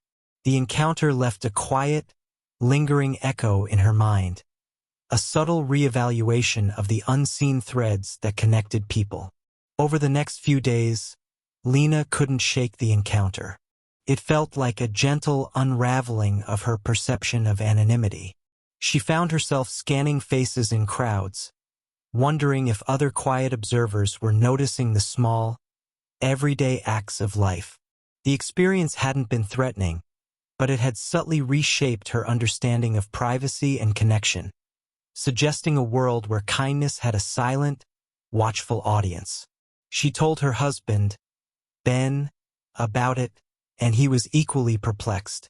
"Perhaps she knows someone who knows you?" he suggested, trying to find a logical explanation. But the woman's description, the intimate details, the way she had seemed to know Lena's name, it felt too specific for a casual connection. Felt almost predestined. A few days later, while Lena was tidying her small home office, she noticed a beautifully bound poetry book on her shelf, a collection by her favorite obscure poet. She didn't remember buying it. She had been meaning to, had even wished for it, but hadn't actually acquired it. As she opened it, a small, elegant bookmark fell out. It was made of pressed dried flowers, and on its back, in the same neat, elegant handwriting from the coffee shop woman, were the words, "For the quiet heart that makes the world brighter." There was no name, no address, just the simple, heartfelt sentiment. Lena's breath caught in her throat. The book was a silent acknowledgement, a continuation of the mysterious interaction. It confirmed that the woman wasn't just a grateful daughter. She was someone who was somehow subtly connected to Lena's life, observing her in ways Lena couldn't comprehend. A week later, Lena was volunteering at a local animal shelter, a weekly commitment she held dear. As she was gently petting a shy, older cat, she looked up and saw the same woman from the coffee shop, sitting quietly in a corner, sketching in a small notebook. Their eyes met. The woman offered a gentle, knowing smile, but said nothing, simply returning to her sketch. It was a silent acknowledgement, a shared moment of understanding that transcended words. Lena realized then that this woman wasn't a threat. She was a quiet, almost benevolent observer, a sort of guardian angel in the fabric of their small town. The connection wasn't intrusive. It was a subtle, comforting presence, a reminder that acts of kindness, however small and unseen, resonate in ways we can't always predict. The woman in the coffee shop was not a stalker, but a silent champion of quiet virtues, someone who actively sought out and appreciated the hidden good in the world, perhaps even discreetly amplifying it. Lena never learned the woman's name, nor did she ever have a long conversation with her. But their paths continued to cross in serendipitous ways. A brief nod at the farmer's market, a shared moment of appreciation for a piece of street art, a fleeting glimpse at a quiet park bench. Each encounter was a silent affirmation of their unique, unspoken connection. The mystery of the perfect stranger hadn't been about uncovering a dark secret, but about unraveling a beautiful truth. That even in a bustling world, quiet acts of goodness are seen, appreciated, and can weave profound, unexpected connections between souls, leaving behind a comforting sense that we are all, in some quiet way, watching out for one another. And sometimes the most meaningful stories are told without a single word. Imagine discovering a small, wooden lending library box outside your home, not put there by you or your neighbors, but appearing silently overnight. What unseen hand meticulously replenishes its shelves with carefully chosen, intriguing books, and what quiet, profound connection is being forged through these anonymous literary gifts. The Hayes family, Lena, Mark, and their two book-loving daughters, 8-year-old Sophia and 12-year-old Chloe, woke one Saturday morning to a peculiar sight. On the edge of their lawn, near the old oak tree, stood a beautifully crafted wooden box on a post, miniature and charming, complete with a tiny shingled roof and a glass door. Inside, nestled on two small shelves, were a handful of books. It was clearly a little free library, a concept they admired, but they hadn't built it, nor had anyone in the neighborhood mentioned it. Lena stared at it, a mixture of surprise and delight on her face. "Well, that's certainly a mystery," she mused aloud, wondering who could have placed it there in the dead of night, so perfectly installed without a single sound or trace of its creator. It felt like a gentle, magical offering, a silent gift from an unknown benefactor. The books inside were an eclectic mix: a classic children's adventure, a worn poetry anthology, a recent best-selling novel, and even a book on local history. Sophia immediately pulled out the adventure story, her eyes wide with excitement. Chloe, more reserved, picked up the poetry, her brow furrowed in thoughtful curiosity. Who chose these books? And why were they so perfectly suited to their literary tastes? Over the next few weeks, the mystery deepened. They tried to pay it forward by adding their own books, hoping to foster a neighborhood exchange. But the library box seemed to have a life of its own. When they placed a well-loved cookbook inside, they found a new, intriguing mystery novel the next day. A children's picture book they contributed was replaced by a beautifully illustrated fairy tale.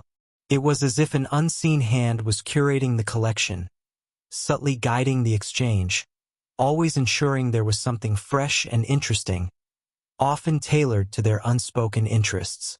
They never saw anyone approach the library box. No car stopped, no footsteps were heard. It was a silent, nocturnal ritual, leaving behind only the evidence of carefully selected new additions. The phenomenon became a quiet, beloved fixture in their lives, a source of gentle wonder and a soft, lingering question. Who was this literary guardian, and what was their connection to the Hayes family? Chloe, with her developing detective skills, began keeping a small notebook. She recorded the titles they put in and the titles that appeared, noting the dates. She started to see subtle patterns. After she left a book on ancient mythology, a book on local folklore appeared. After Sophia left a drawing book, a beautifully illustrated guide to drawing animals was tucked onto the shelf. It wasn't random. It was responsive, almost personal. It felt as if their invisible curator was listening, observing their interests, and thoughtfully choosing books just for them. One crisp autumn morning, Lena noticed something new tucked within the pages of a newly arrived book, a charming collection of nature essays. It wasn't a note, but a single carefully pressed autumn leaf, a vibrant crimson, along with a small hand-drawn sketch of their very own oak tree, its branches reaching wide. Below the sketch, in neat, elegant handwriting, was a single cryptic phrase: "Stories bloom where roots run deep."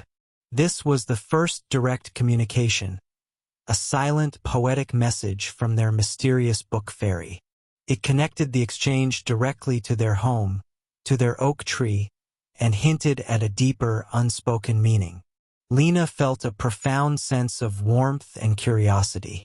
This wasn't just a random act of kindness. It was a connection, a quiet dialogue unfolding through the magic of books. Mark, intrigued by the roots run deep clue, decided to research the history of their property. He found old deeds and census records, tracing previous owners back several generations. One name stood out: Eleanor Vance, an avid reader and a retired school librarian who had lived in their house many decades ago. The old oak tree, coincidentally, was rumored to have been planted by her father. He then discovered a faded article in a local historical society's newsletter. It spoke of Eleanor's quiet generosity, her belief in the power of stories, and her informal lending shelf that she maintained on her porch for neighborhood children, decades before the concept of little free libraries became popular. She had meticulously cataloged her books, making notes about who enjoyed what, always keen to recommend the next perfect read. After her passing, her extensive book collection was donated to the town library, and her house sold. The pieces began to fall into place, not as a direct answer, but as a beautiful, multi-layered suggestion. The unseen hand wasn't a person literally moving around in the night. It was the enduring legacy of Eleanor Vance, quietly influencing someone else, someone who knew of her tradition, someone who respected her love for books and community. Perhaps a former student, a distant relative, or simply a fellow book lover in the neighborhood, had discovered her story, her old system, and felt compelled to continue her gentle mission. The library box was a modern iteration of Eleanor's old lending shelf, a silent homage to her spirit of giving and sharing stories. The unseen hand was, in a way, Eleanor's spirit, woven into the fabric of the community, inspiring new generations. The carefully chosen books, the personal touches like the pressed leaf and the sketch of their oak tree, were acts of thoughtful connection, a continuation of a quiet, compassionate tradition. The phrase "stories bloom where roots run deep" was not just about the tree, but about the deep roots of community, connection, and the enduring power of narrative. As the days grew shorter and the aroma of wood smoke filled the air, the Hayes family continued to engage with their little free library, placing their contributions and eagerly anticipating the next gift. The mystery of its origin had transformed into a profound appreciation for the subtle ways in which past generations can continue to influence the present, fostering connection and wonder without a single spoken word. The wooden box wasn't just a library. It was a silent testament to the lasting magic of shared stories and the quiet, enduring generosity of an unseen, guiding spirit. Every night, for years, a woman dreams of a particular, vibrant blue door in a house she's never seen, leading to an inviting, sunlit room filled with forgotten echoes. What subconscious memory or hidden truth does this persistent dream signify? And what quiet, unsettling truth awaits her when she finally encounters that very door in the waking world? Alara had always been a vivid dreamer. Her nights were often filled with landscapes that felt both familiar and utterly alien, populated by figures she almost recognized. But one dream, in particular, had become a recurring visitor since her early 20s. A distinct, radiant blue door, set into a whitewashed wall, always beckoning. Beyond it, she knew, lay a sun-drenched room, its air thick with the scent of old paper and dust motes dancing in golden light. She never saw what was inside, only felt an overwhelming sense of peace and a faint, almost unheard whisper of recognition. The dream was a gentle, insistent hum beneath the surface of her waking life, a persistent question without a clear answer. The house in her dream was always the same. A cozy cottage with climbing roses and a slightly overgrown garden, its windows shimmering with an inner light. The blue door was the centerpiece, a vibrant splash of color against the neutral facade, a silent invitation. She'd wake up with a feeling of longing, a sense that a piece of herself or a forgotten memory was waiting just beyond that threshold. It wasn't frightening, but intensely curious, a quiet, almost melancholic pull towards something unknown yet deeply felt. Her friends, amused by her tales, often suggested it was just her subconscious yearning for a calm space, a retreat. But Alara knew it was more than that. The details were too specific, the feeling too potent. She started sketching the door, the house, the faint outline of the garden, trying to capture the elusive image before it faded with the morning light. The dream felt like a key, but she had no lock to fit it into. Years passed. Alara married, had 2 children, and moved several times, her life full and rich. Yet, the blue door remained her nightly companion, unchanging, a steady anchor in her dreamscape. She learned to embrace it, finding comfort in its consistent presence, even if its meaning remained elusive. It became a quiet, personal mystery, a gentle whisper of the unknown in the busy rhythm of her days. Then, one summer, her family decided to take a spontaneous vacation to a small, coastal town she had never visited before. They rented a charming, old-fashioned cottage nestled amongst winding lanes, a place chosen almost at random for its proximity to the beach and its quaint appearance in the online photos. As they drove down the narrow, tree-lined street towards their rental, Alara felt a peculiar shift, a subtle tremor of recognition deep within her.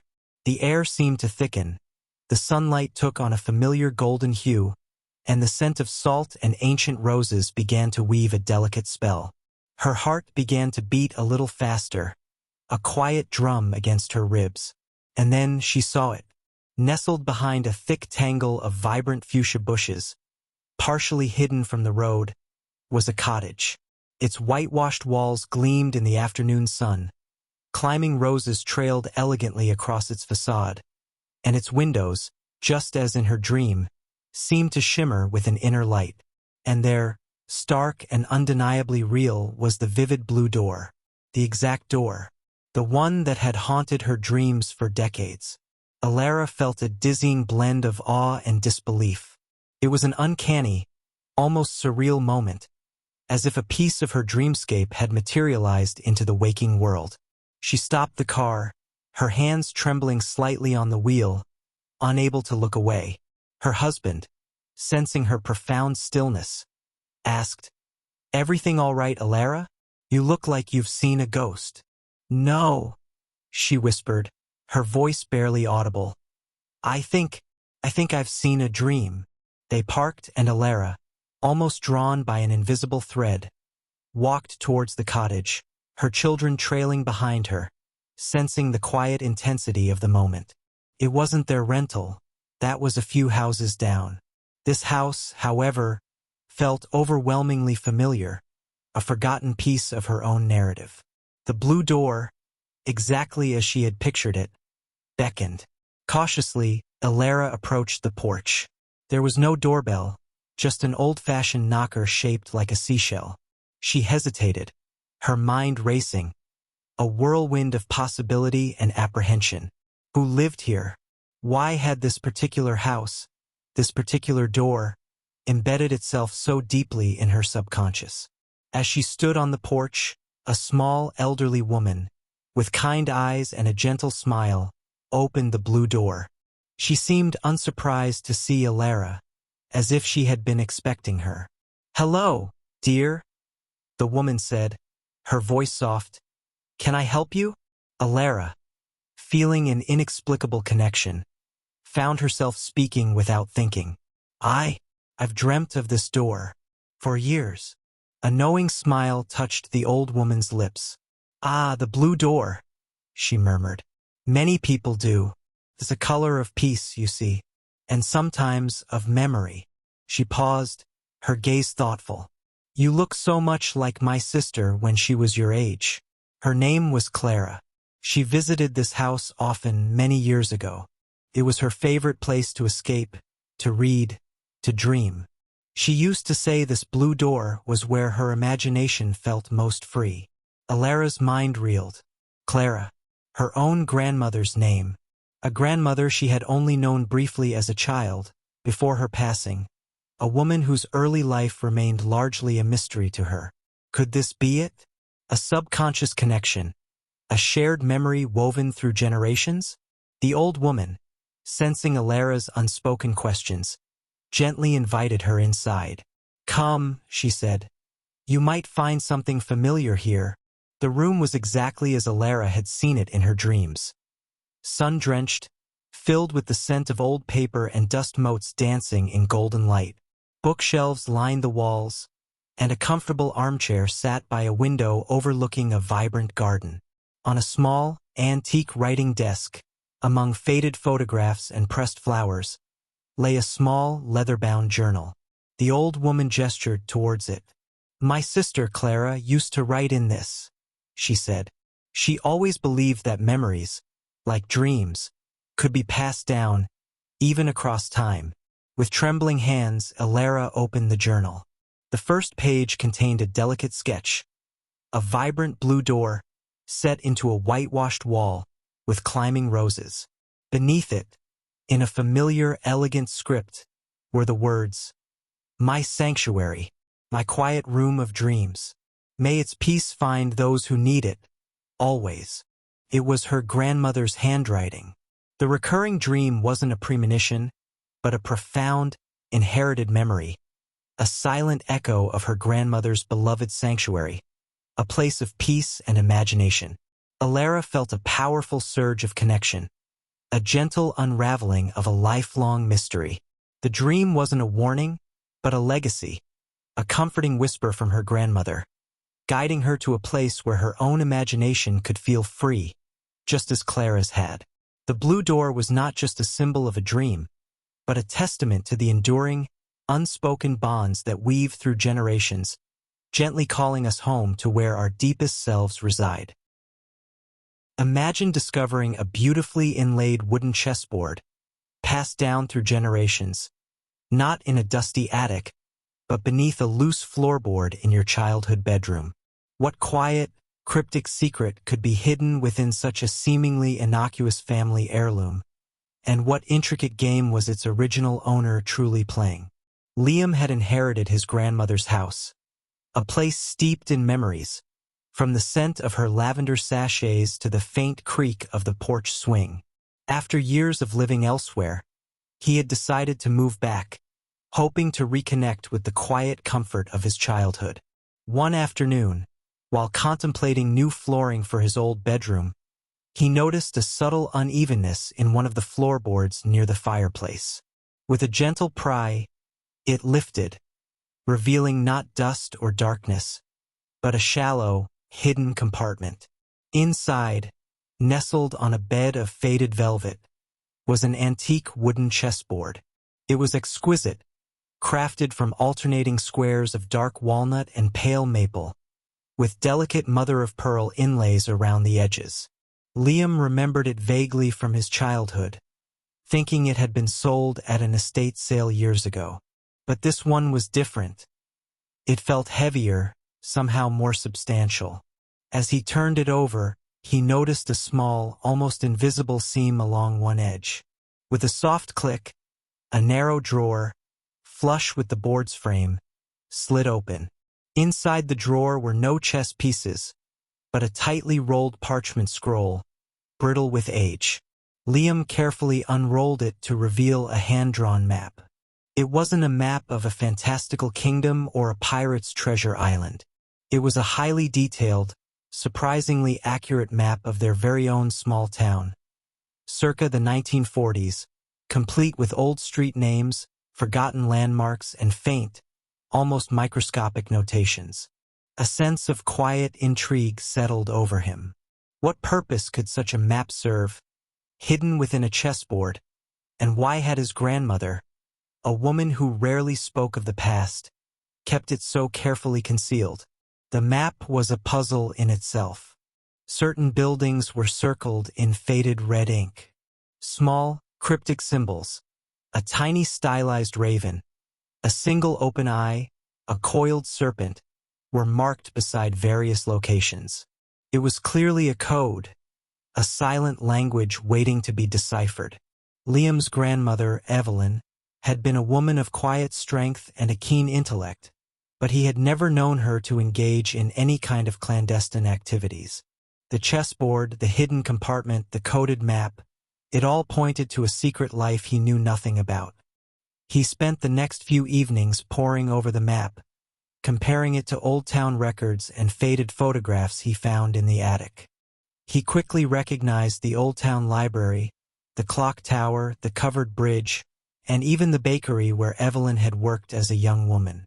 The circled locations, however, were less obvious, often derelict buildings or quiet, out-of-the-way spots. Liam noticed that the tiny, stylized raven symbol appeared repeatedly near what was once the town's printing press. The open eye symbol was consistently placed near the old clock tower. And the coiled serpent? That seemed to mark the location of the old, now demolished town hall. He tried to connect them to any family stories, any historical events, but his grandmother's past had always been a closed book, politely acknowledged but never truly explored. Then, as he ran his fingers over the chessboard itself, he noticed a tiny, almost imperceptible etching on one of the darker squares. A miniature, intricately carved raven. On another, the open eye, and on a third, the serpent. The symbols on the map were mirrored on the board. This wasn't just a map. It was part of a larger, silent system. He remembered a story his grandmother had once told him, a seemingly innocuous anecdote from her youth. Some people, she'd said, her eyes twinkling, can speak without saying a word and still be understood. It's a very clever game, if you know how to play. At the time, Liam had thought she was simply talking about intuition. Now he wondered if it was a literal hint. Researching the town's history from the 1940s, Liam stumbled upon a small, almost forgotten article in a local newspaper. It spoke of a quiet network of citizens who, during the war, had assisted in information dissemination and covert communication for the war effort. The article was vague, citing the need for discretion even decades later, but it mentioned the use of everyday objects and public landmarks as silent signals. A profound realization began to dawn. The chessboard wasn't just a game, it was a tool. The map wasn't for treasure, it was for truth. The symbols were not decorative. They were a code. His grandmother, the quiet woman who baked the best apple pies, had been a part of a silent civilian intelligence network during the war. The old printing press, the raven symbol, was likely where coded messages or disguised news reports were subtly incorporated into official documents or newspapers. The clock tower, the open eye, could have been a silent lookout point, a place for observation, or perhaps a prearranged drop-off or pickup location for small, vital parcels. And the town hall, the coiled serpent, perhaps a meeting point, or a place where agents might gather information, blending in with everyday civic life. The chessboard itself might have been a way to encode routes or timings. Each square could represent a street, a time, or a specific piece of information. The placement of a chess piece, though no physical pieces were found, could have been a silent instruction, a move in a dangerous, real-life game of strategy. His grandmother's quiet nature, her meticulous attention to detail, her sharp mind, all of it now made perfect, thrilling sense. She hadn't been an eccentric recluse. She had been a silent hero. Liam felt a wave of profound respect and admiration for his grandmother. She had lived a double life, not of betrayal, but of courageous service, her silent dedication woven into the fabric of her quiet existence. The game she referred to was not checkers or chess, but a much more important, high-stakes endeavor. As the evening shadows deepened around him, Liam gently placed the map back into its hidden drawer. The chessboard, now understood, felt like a silent, powerful testament to a secret chapter of history, a quiet rebellion against tyranny, and the extraordinary courage of ordinary people. His grandmother's house no longer felt just like a collection of memories. It felt like a repository of hidden heroism, a place where a quiet woman had played a very important, very silent game. And in that silence, Liam finally understood the depth of her unspoken legacy.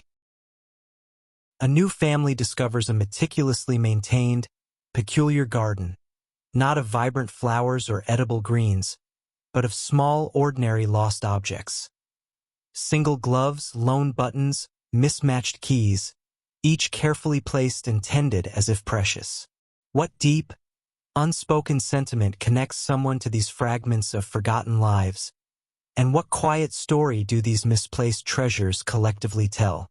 The Davies family, Helen, Michael, and their inquisitive twin daughters, Chloe and Emma, had just moved into their new home, a charming bungalow with a spacious, somewhat overgrown backyard. It was the kind of garden that promised discovery, with ancient rose bushes, a gnarled apple tree, and hidden patches of wildflowers. However, as they began to clear away years of accumulated leaves and weeds, they stumbled upon something truly unexpected, nestled behind a dense hedge. It wasn't a hidden pond or a forgotten shed. It was a small, perfectly circular plot of land, carefully edged with smooth river stones. Within this circle, arranged with an almost artistic precision, were dozens of small, seemingly insignificant objects. There were single gloves of various colors and materials, each laid flat as if still waiting for its pair. A collection of mismatched buttons, tiny and gleaming, formed a quiet constellation. Keys, some tarnished, some still bright, lay in neat rows, each one a miniature enigma. It was a garden of lost things, tended with an inexplicable reverence. Chloe picked up a small, smooth gray button. "Mom, why are these here?" she asked, her voice hushed with wonder. Helen and Michael exchanged a bewildered glance. They had seen many types of gardens, but never one dedicated to the mundane relics of forgotten moments. Who had created this peculiar sanctuary, and what unspoken stories did these objects hold? The discovery wasn't unsettling, but it was profoundly curious. Each item seemed to hum with a quiet history, a tiny echo of a life once touched. There was a lone earring, a faded hair clip, a child's lost toy soldier, all arranged with a dignity usually reserved for cherished heirlooms. The previous owner, an elderly woman named Mrs. Albright, had been known as a quiet eccentric, but no one had ever mentioned her garden of lost things. As they carefully explored the garden, they noticed a small, weatherproofed tin box buried slightly beneath a collection of smooth, gray pebbles at the edge of the circle. Inside, they found a collection of handwritten index cards, meticulously catalogued. Each card bore a date, a brief description of an object, and then a short, almost poetic observation or memory. One card read, September 12, 1987, a child's red mitten, found near the oak tree, remembering a crisp autumn day, the laughter of children playing, a reminder that even small hands can leave behind big impressions. Another, May 3, 1995, a tarnished silver key, discovered by the old shed door. It never opened anything I knew, but perhaps it opened a new possibility for someone else. A third, August 1, 2003, a single pearl button, found after the summer fete, a quiet elegance, a small piece of beauty detached from its purpose, yet still holding its grace. The cards painted a picture of Mrs. Albright, not as a hoarder of lost items, but as a silent observer of life, a gentle philosopher of the everyday. Each lost object was not simply trash, but a trigger for reflection, a small prompt for a memory or a hopeful thought. She wasn't looking to return these items. She was giving them a new purpose, a place of quiet contemplation. The garden wasn't about missing things. It was about finding meaning in them. They learned that Mrs. Albright had lived in the house for over 50 years. She had seen generations of neighbors come and go, watched countless children play in the street, and witnessed the slow, inexorable march of time. The garden, they realized, was her silent chronicle of the neighborhood, a subtle tapestry woven from the overlooked fragments of shared human experience. One particular card caught Helen's eye. June 20th, 1978, a small, tarnished silver locket, found by the front gate, a love lost, or a love yet to be found. May its next owner carry a heart full of hope. Beneath the card, nestled in a small indentation in the soil, was the locket itself. It was plain, unadorned, and had clearly been there for many years. It was sealed shut, and its chain was broken. Michael, intrigued, carefully tried to open it. With a gentle click, it sprang open. Inside, on one side, was a tiny, faded photograph of a young man with a kind, serious face. On the other, instead of another picture, was a small, tightly folded piece of paper. With great care, Helen unfolded it. The script was tiny, almost microscopic, and very old. It read, "To my dearest Margaret, always remember our tree. Forever, Thomas." Margaret, our tree. They looked up at the gnarled old apple tree, its branches reaching wide, scarred by age but still bearing fruit. Had this locket belonged to Mrs. Albright, whose first name was indeed Margaret? And had Thomas been a lost love? The dates on the other cards, spanning decades after 1978, implied she had lived a long, solitary life. As they gently examined the locket and the card, the full, poignant story unfolded. Margaret Albright, in her youth, had lost her beloved Thomas, perhaps to war, or to circumstances beyond her control. The locket, found by her front gate after a long-ago separation, had been a symbol of that profound, enduring loss. Yet, instead of letting it become a source of constant sorrow, she had incorporated it into her garden of lost things, transforming her personal grief into a broader philosophy of quiet acceptance and hopeful reflection. The garden was not just for the neighborhood's lost items. It was also a place for her own quiet memories, a space where she could tend to the fragments of her own past, finding beauty and meaning even in absence. The Davies family stood in thoughtful silence. The peculiar garden was not a collection of random junk, but a profound testament to a life lived with quiet dignity, compassion, and an extraordinary ability to find beauty in the overlooked. It was a story of resilience, of finding solace in the small, forgotten pieces of the world, and weaving them into a narrative of quiet endurance. As the afternoon sun cast long, gentle shadows over the garden of lost things, the family felt a deep respect for Mrs. Albright's unique wisdom, a wisdom that found grace in the fragmented and peace in the passing of time. Imagine waking up one crisp autumn morning, stepping onto your front porch, and finding a perfectly carved wooden fox sitting silently on your doorstep, its tiny eyes seemingly observing the sunrise. Who could have left such a delicate, mysterious gift in the dead of night?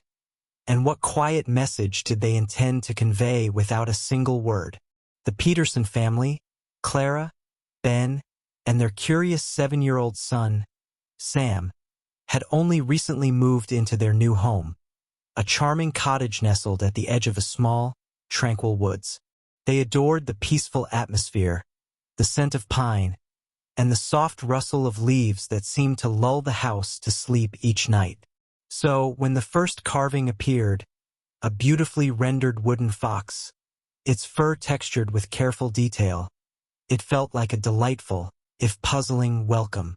They searched for a note, a card, anything that might explain its presence, but found nothing. The fox simply was. A few weeks later, another carving appeared.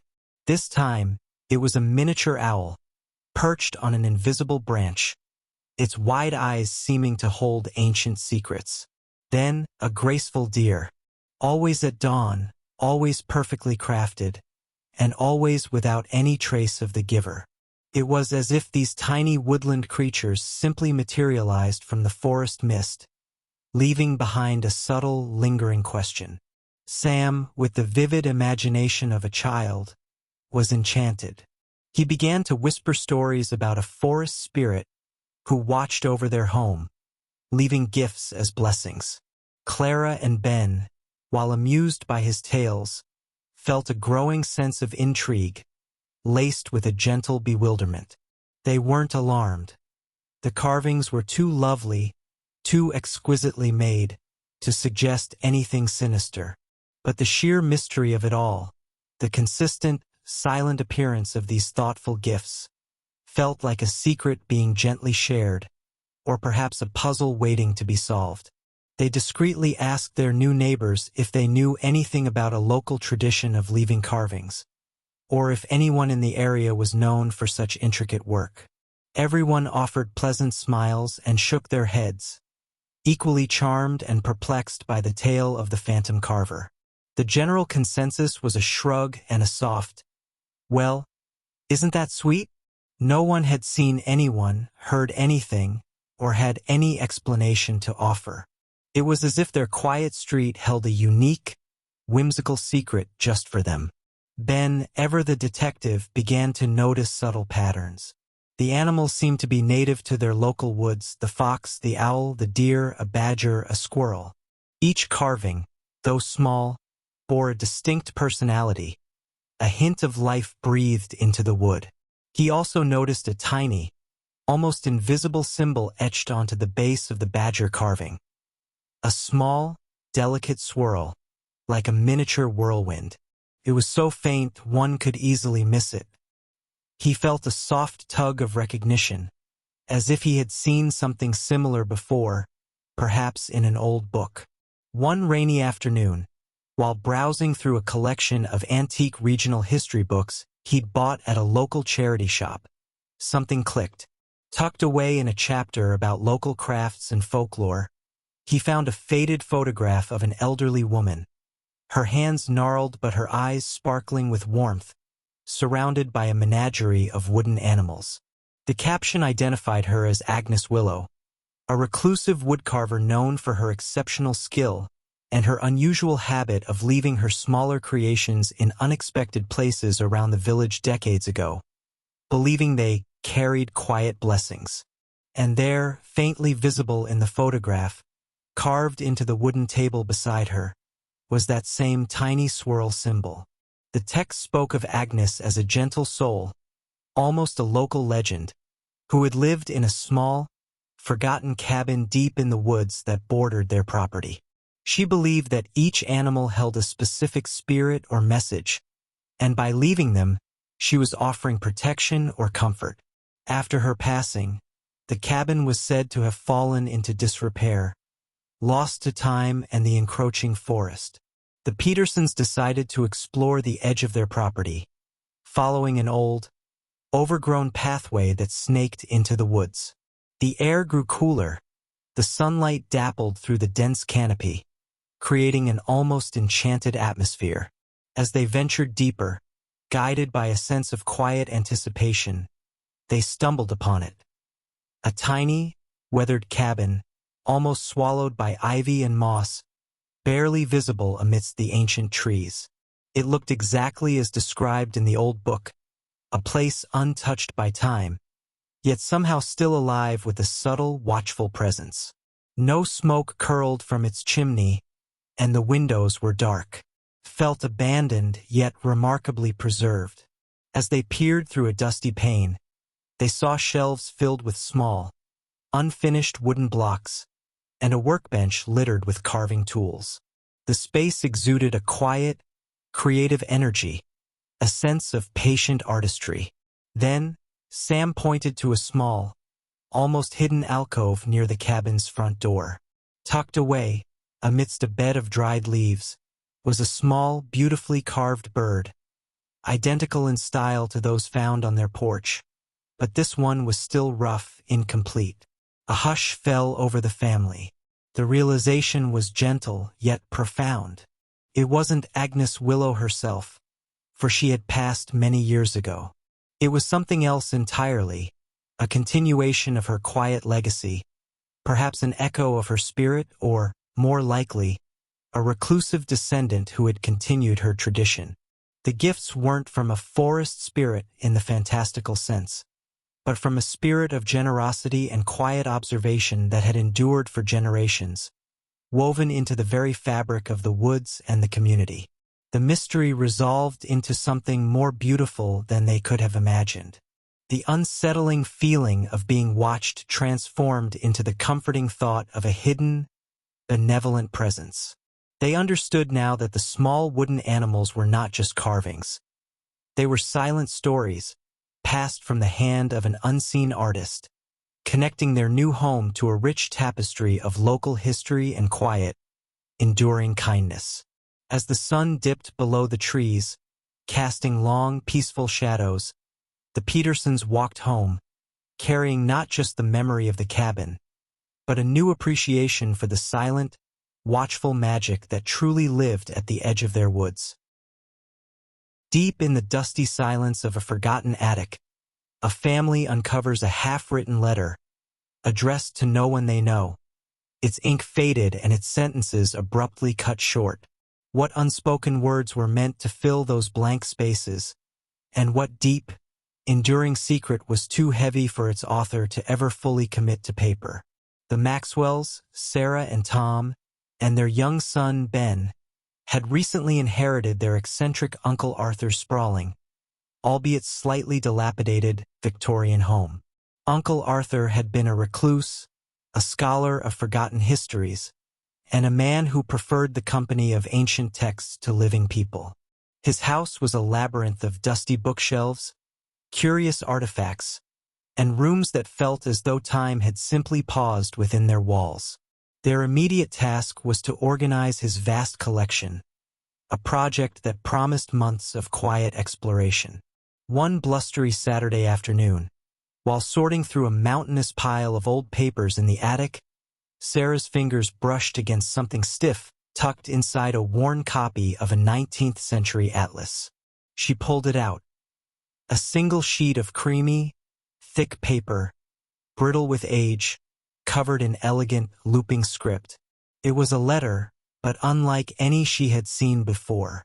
The salutation was simple, "My dearest," followed by a name that was completely smudged, unreadable. The opening lines were formal, yet tinged with a quiet desperation. I find myself compelled to finally put pen to paper, though the weight of these words feels almost insurmountable. For so many years, I have carried this truth in silence, a burden I can no longer bear alone. Then, abruptly, the letter stopped. The remaining lines on the page were blank, as if the writer had paused, pen hovering, and simply never returned.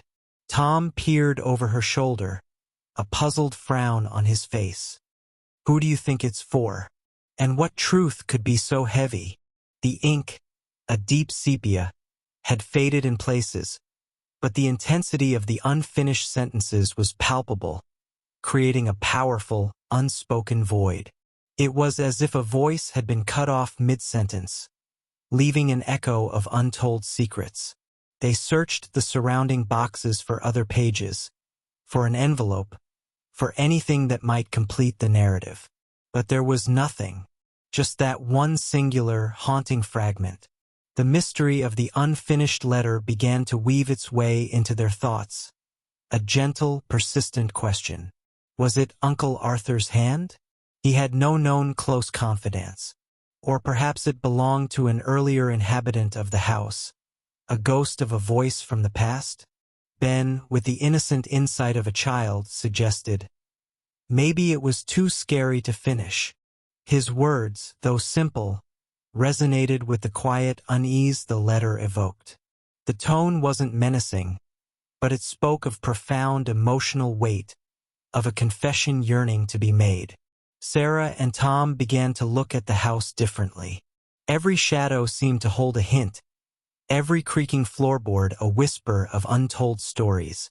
They wondered if the house itself held other clues, other fragments of this elusive truth. They meticulously sifted through Uncle Arthur's journals, hoping for a mention of such a letter, or perhaps a hidden key to its meaning.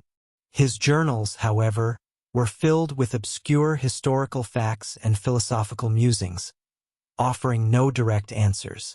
One evening, while reading through one of Arthur's annotated copies of a Victorian novel, Sarah noticed a small, folded piece of paper tucked between the pages. It wasn't the rest of the letter, but a short, undated note, scrawled quickly in what appeared to be Uncle Arthur's hand. It read, "The weight of a hidden identity often falls hardest on those who are closest. Sometimes, silence is a kindness, sometimes a cage." Below this, a single word was written, Eleanor. Eleanor. Could this be the smudged name, the intended recipient of the unfinished letter? They knew of no Eleanor in Uncle Arthur's life. His family was small and he had been notoriously private. The note didn't explain the letter, but it deepened the sense of an ongoing secret, a life lived under the shadow of a carefully guarded truth. Their research led them to old census records and local historical society archives, painting a picture of the house's past residents. They discovered that the house had belonged to a prominent local family, the Montgomerys, in the early 20th century. One of the Montgomery daughters was named Eleanor. She had left town abruptly in her early 20s, never to return, and her name had rarely been spoken of again. As they pieced together fragmented local rumors and old newspaper clippings, a quiet, almost melancholic narrative began to emerge. Eleanor Montgomery had been engaged to a young man from a respectable family.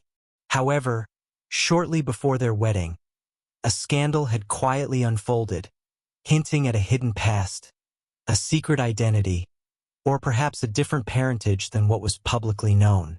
The details were vague, shrouded in Victorian discretion, but the implication was clear. Eleanor's true identity, or a significant part of it, had been kept secret. And then they found it, tucked inside a collection of Aunt Mildred's gardening magazines, left behind years ago, was a brittle, almost transparent photograph. It showed two young women, laughing in a sun-drenched garden, their arms linked. One was unmistakably Eleanor Montgomery. On the back, in faded pencil, was a single word, sisters. A silent revelation washed over them. The unfinished letter wasn't from Uncle Arthur. It was from Eleanor Montgomery, written to her sister, Uncle Arthur's mother. A desperate attempt to confess a hidden truth, a secret that had driven her away from her family and her promised life. The hidden identity Arthur mentioned in his note wasn't his own, but a secret he was privy to, a family truth passed down through his mother. Eleanor's departure had likely been to protect her family from the societal shame of her true lineage, or perhaps from a betrayal that had come to light. The letter, they realized, was a confession of a hidden life, a plea for understanding, or perhaps a final goodbye to her sister. The words that had remained unwritten were the painful details of her true origins, the circumstances of her secret, and the heart-wrenching decision to leave. Uncle Arthur, with his profound respect for history and unspoken narratives, had kept her unfinished letter, a silent testament to a family secret that had remained buried for generations. He had been the quiet keeper of a difficult truth. As dusk settled, casting long shadows across the attic, the unfinished letter no longer felt like a mere fragment. It was a complete story in itself, a testament to the quiet sacrifices and unspoken burdens of the past. The silence within its blank spaces spoke volumes, painting a poignant picture of a young woman's brave, heartbreaking choice, and the enduring mystery of identity, carefully guarded and carried across decades. And in that quiet space, the Maxwells felt a deep, reflective empathy for the lives that had woven through the old Victorian home.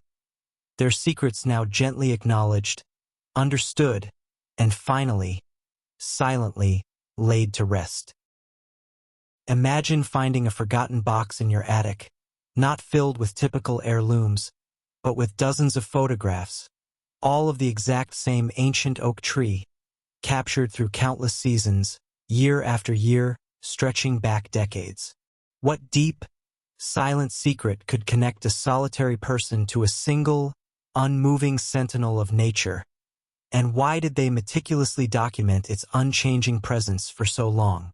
The Hammond family, Eleanor and David, along with their teenage daughter Lily, had the somber task of clearing out their great-aunt Mildred's modest cottage after her passing. Aunt Mildred had been a quiet soul, known more for her perfectly tended rose garden than for lively conversations.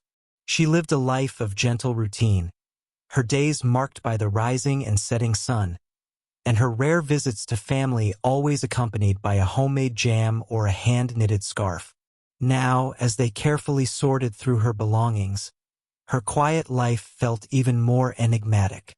In the back of a dusty wardrobe, tucked beneath a stack of neatly folded linens, David discovered a sturdy wooden box. It wasn't locked, but seemed almost reluctant to open. Inside, instead of letters or jewelry, they found stacks of black and white photographs, carefully labeled on the back with dates spanning from the late 1960s to just a few years ago. Each photo, without exception, depicted the same majestic oak tree, its branches reaching skyward like ancient arms. Lily, with her artistic eye, was the first to truly notice the pattern. "Look," she murmured, her voice soft with surprise. "This one is winter, bare branches against a gray sky, and this one spring with tiny buds. Here's summer, lush and green, and autumn, bursting with color." Indeed, it was the same tree, captured from what appeared to be the exact same vantage point, over and over again through countless cycles of nature. The consistency was almost eerie, a silent testament to a deep, unyielding focus. What could possibly have compelled Aunt Mildred to dedicate so many years to photographing a single tree? The initial bewilderment slowly transformed into a quiet fascination. This wasn't just a random collection. It was a deliberate, lifelong project. As they continued to sift through the photos, they noticed subtle details. Sometimes, a tiny, almost invisible bird was perched on a branch. Other times, the light caught a spiderweb, glistening like spun silver. But the tree itself remained the central, unwavering subject. They remembered Aunt Mildred's quiet nature, her thoughtful gaze, but this obsession with an oak tree felt like a secret chapter of her life they had never known. Eleanor recalled a time years ago when she'd once asked Aunt Mildred about her hobbies. Mildred had simply smiled, a gentle, knowing curve of her lips, and said, "I like to watch things grow, my dear, and sometimes to watch them stay exactly the same." At the time, Eleanor had dismissed it as a characteristic Mildredism, a poetic way of avoiding a direct answer. Now it resonated with a new, deeper meaning. They searched for clues within the cottage, hoping to find a diary or a letter that might illuminate the tree's significance. Aunt Mildred's possessions were sparse, her life seemingly unburdened by material excess. Her small study held only a few worn books, a collection of delicate teacups, and a large, almost entirely blank leather-bound journal. Almost entirely blank, that is, save for a single pressed autumn leaf on the very first page, and beneath it, a tiny, neat inscription. "The steadfast heart knows its true north." This cryptic phrase, coupled with the leaf, seemed like another piece of the puzzle. They finally found a hand-drawn map tucked inside an old gardening book, a rough sketch of the local park, highlighting a specific spot, the very oak tree from the photographs. Below the tree on the map, a small, faded compass rose was drawn, and next to it, the words, "Look north for what grows." Following the map, the family drove to the park. The old oak stood majestically, just as it had in the photographs, its mighty trunk textured with age. They stood for a moment, enveloped by the quiet grandeur, trying to see the tree through Mildred's eyes. Then, following the faint instruction, Lily turned to face north, her gaze drawn to the ground at the tree's base. There, half hidden by a tangle of ivy, was a smooth, gray stone, almost perfectly round. On its surface, faintly etched, was the image of a tiny seedling pushing through the earth. With gentle curiosity, David carefully moved the ivy aside. Beneath the stone, nestled in a small, hollowed-out space, was a small, waterproof tin box. Their hearts beat a little faster. Inside, they found a collection of old, faded postcards, each one addressed to the keeper of the oak, and signed simply, "A Grateful Heart." The messages were short, simple, and filled with quiet thanks. The warmth was much needed. "Your kindness brightened my darkest day. The story continues because of you." It was then that the truth, gentle and profound, began to unfold. Aunt Mildred hadn't been photographing just a tree. She had been documenting a secret tradition, a quiet act of anonymous compassion. The tree was a silent drop-off point. She would leave small, carefully chosen items, a warm scarf, a freshly baked pie, a book, perhaps even a small sum of money, for someone in the community who was struggling, someone she knew needed a discreet helping hand. The photographs, they realized, weren't just images of the tree. They were her way of monitoring the spot, marking when she left something, and perhaps, when it had been taken, a silent chronicle of her secret acts of kindness. "The steadfast heart knows its true north" referred not to a geographical direction, but to the unwavering moral compass that guided her hidden generosity. The family stood in silent awe. Aunt Mildred, the quiet, reclusive woman, had led a double life, not of deception, but of profound, unspoken kindness. Her silence had been a cloak for her immense compassion, her solitude a testament to her selflessness. The oak tree, a steadfast witness, had held her beautiful secret for decades. As the sun began to dip, casting long, peaceful shadows, the family understood. The true legacy of Aunt Mildred was not in what she accumulated, but in the unseen warmth she spread, a legacy as enduring and comforting as the ancient oak itself. Imagine moving into a charming old house, full of winding staircases, sunlit alcoves, and whispering shadows, only to discover one door that simply refuses to open, no matter how much you try. What forgotten story could such a stubbornly sealed room possibly hold, tucked away in the very heart of your new home? The Miller family, a mother, a father, and their two curious children, Leo and Mia, had been enchanted by the house from the moment they first stepped onto its creaking porch. It was an older home, built in the early 1900s, with stained glass panels beside the front door and a garden that promised secret nooks and vibrant blooms.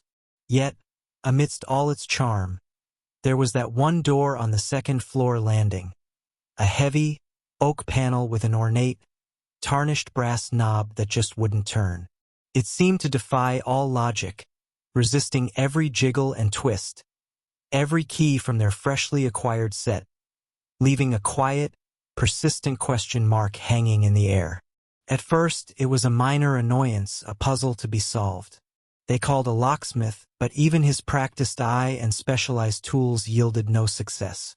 "Strange lock, this one," he'd murmured, shaking his head with a slight frown, admitting defeat.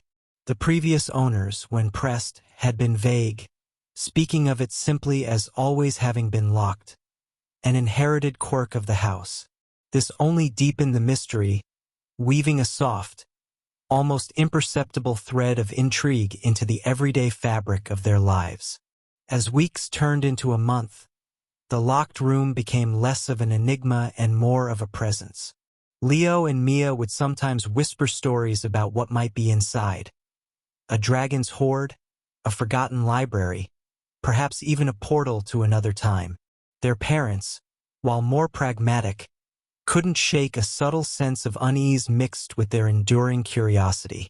The house, otherwise so welcoming, held this one small, impenetrable secret. One rainy afternoon, Mrs. Miller was carefully dusting an old, built-in bookshelf in the hallway directly opposite the mysterious door. Her fingers grazed a slightly loose panel near the bottom, barely noticeable against the aged wood. Her curiosity, a gentle nudge rather than a forceful pull, led her to investigate further. With a soft click, the panel slid aside, revealing a small, hidden compartment. Inside, nestled amongst dried lavender, was a slender, leather-bound journal, its pages brittle and yellowed with age. It wasn't a diary in the traditional sense. The cramped, elegant script spoke of observations, fleeting thoughts, and unusual symbols. There were dates, years spanning several decades, but little in the way of personal confessions. Instead, it described colors, light, and hidden meanings in everyday objects. The gray walls whisper, one entry read, "But the quiet canvas sings what cannot be spoken aloud." Another, "Freedom is a room within a room, a space unseen, unheard, yet deeply felt." It was as if someone had poured their inner world onto these pages, a world deeply connected to the house itself, or perhaps to that very locked room. Mr. Miller, a history enthusiast, began researching the house's past, poring over old deeds and local archives. They traced a former resident, a woman named Alara Vance, who had lived there for many years, a quiet and private soul, known more for her meticulous garden than for social graces. She had, it seemed, moved away suddenly, almost without a trace, several decades prior. Was the journal hers? And if so, what was her connection to the sealed door? The more they read from the journal, the more a different kind of story began to emerge. It wasn't a tale of dramatic disappearance or hidden treasure, but of a life lived quietly, perhaps even constrained, and a yearning for something more. One evening, as the rain pattered softly against the window panes, Leo, fascinated by the cryptic symbols, pointed to a drawing in the journal. It was a faint sketch of a small, stylized key, almost like a miniature piece of art itself, accompanied by a short phrase, "Where music sleeps, the truth awakes." This was the clue they had been waiting for. They remembered an antique music box, a beautifully crafted wooden piece with tiny painted flowers, tucked away in a forgotten corner of the attic, left behind by the previous owners. With a shared glance of anticipation, they climbed the attic stairs. The music box was dusty, its intricate inlay faded, but when Mr. Miller carefully lifted its lid, a delicate, melancholic tune tinkled into the silence. And there, nestled on the soft velvet lining, was a tiny, exquisitely carved brass key, identical to the sketch in the journal. Their hearts beat a little faster as they returned to the second-floor landing. The key, small and almost insignificant, slipped into a barely visible keyhole on the ornate brass knob, a keyhole that had been cleverly disguised, almost part of the design. With a soft, ancient click, the lock gave way. The door, which had stubbornly resisted for so long, now swung inward with a gentle, sighing creak. What they found inside was not darkness or dust, but a room bathed in a soft, ethereal light filtering through a single, tall window. It was a perfectly preserved artist's studio. Canvases leaned against the walls, brushes stood in jars, and tubes of paint lay scattered on a large wooden easel. On the easel itself, a half-finished portrait captivated their gaze. A woman's face, her features both serene and distant, her eyes holding a gentle wistfulness. It was unmistakably Alara Vance. The room was not a place of confinement, but a sanctuary. Alara Vance hadn't disappeared in a dramatic fashion. She had, it seemed, lived a life of quiet expectation and societal duties. But this room was where her true spirit soared, where she expressed herself with colors and light. The trap she wrote of wasn't physical, but the invisible bonds of expectation. And this room was her escape, her true identity hidden from the world. Perhaps she eventually found the courage to leave and pursue her art openly, leaving this room as a silent testament to her secret dreams. The Miller family stood there for a long moment, enveloped by the peaceful aura of the studio. They felt a profound connection to the woman who had poured her soul into this hidden space. The mystery of the locked room wasn't about something sinister, but about the beautiful, quiet unraveling of a human heart, a secret dream kept safe, waiting to be understood. And as the evening light softened around them, they decided to honor Alara's memory, leaving the room exactly as she had left it, a timeless whisper of art and unspoken desires.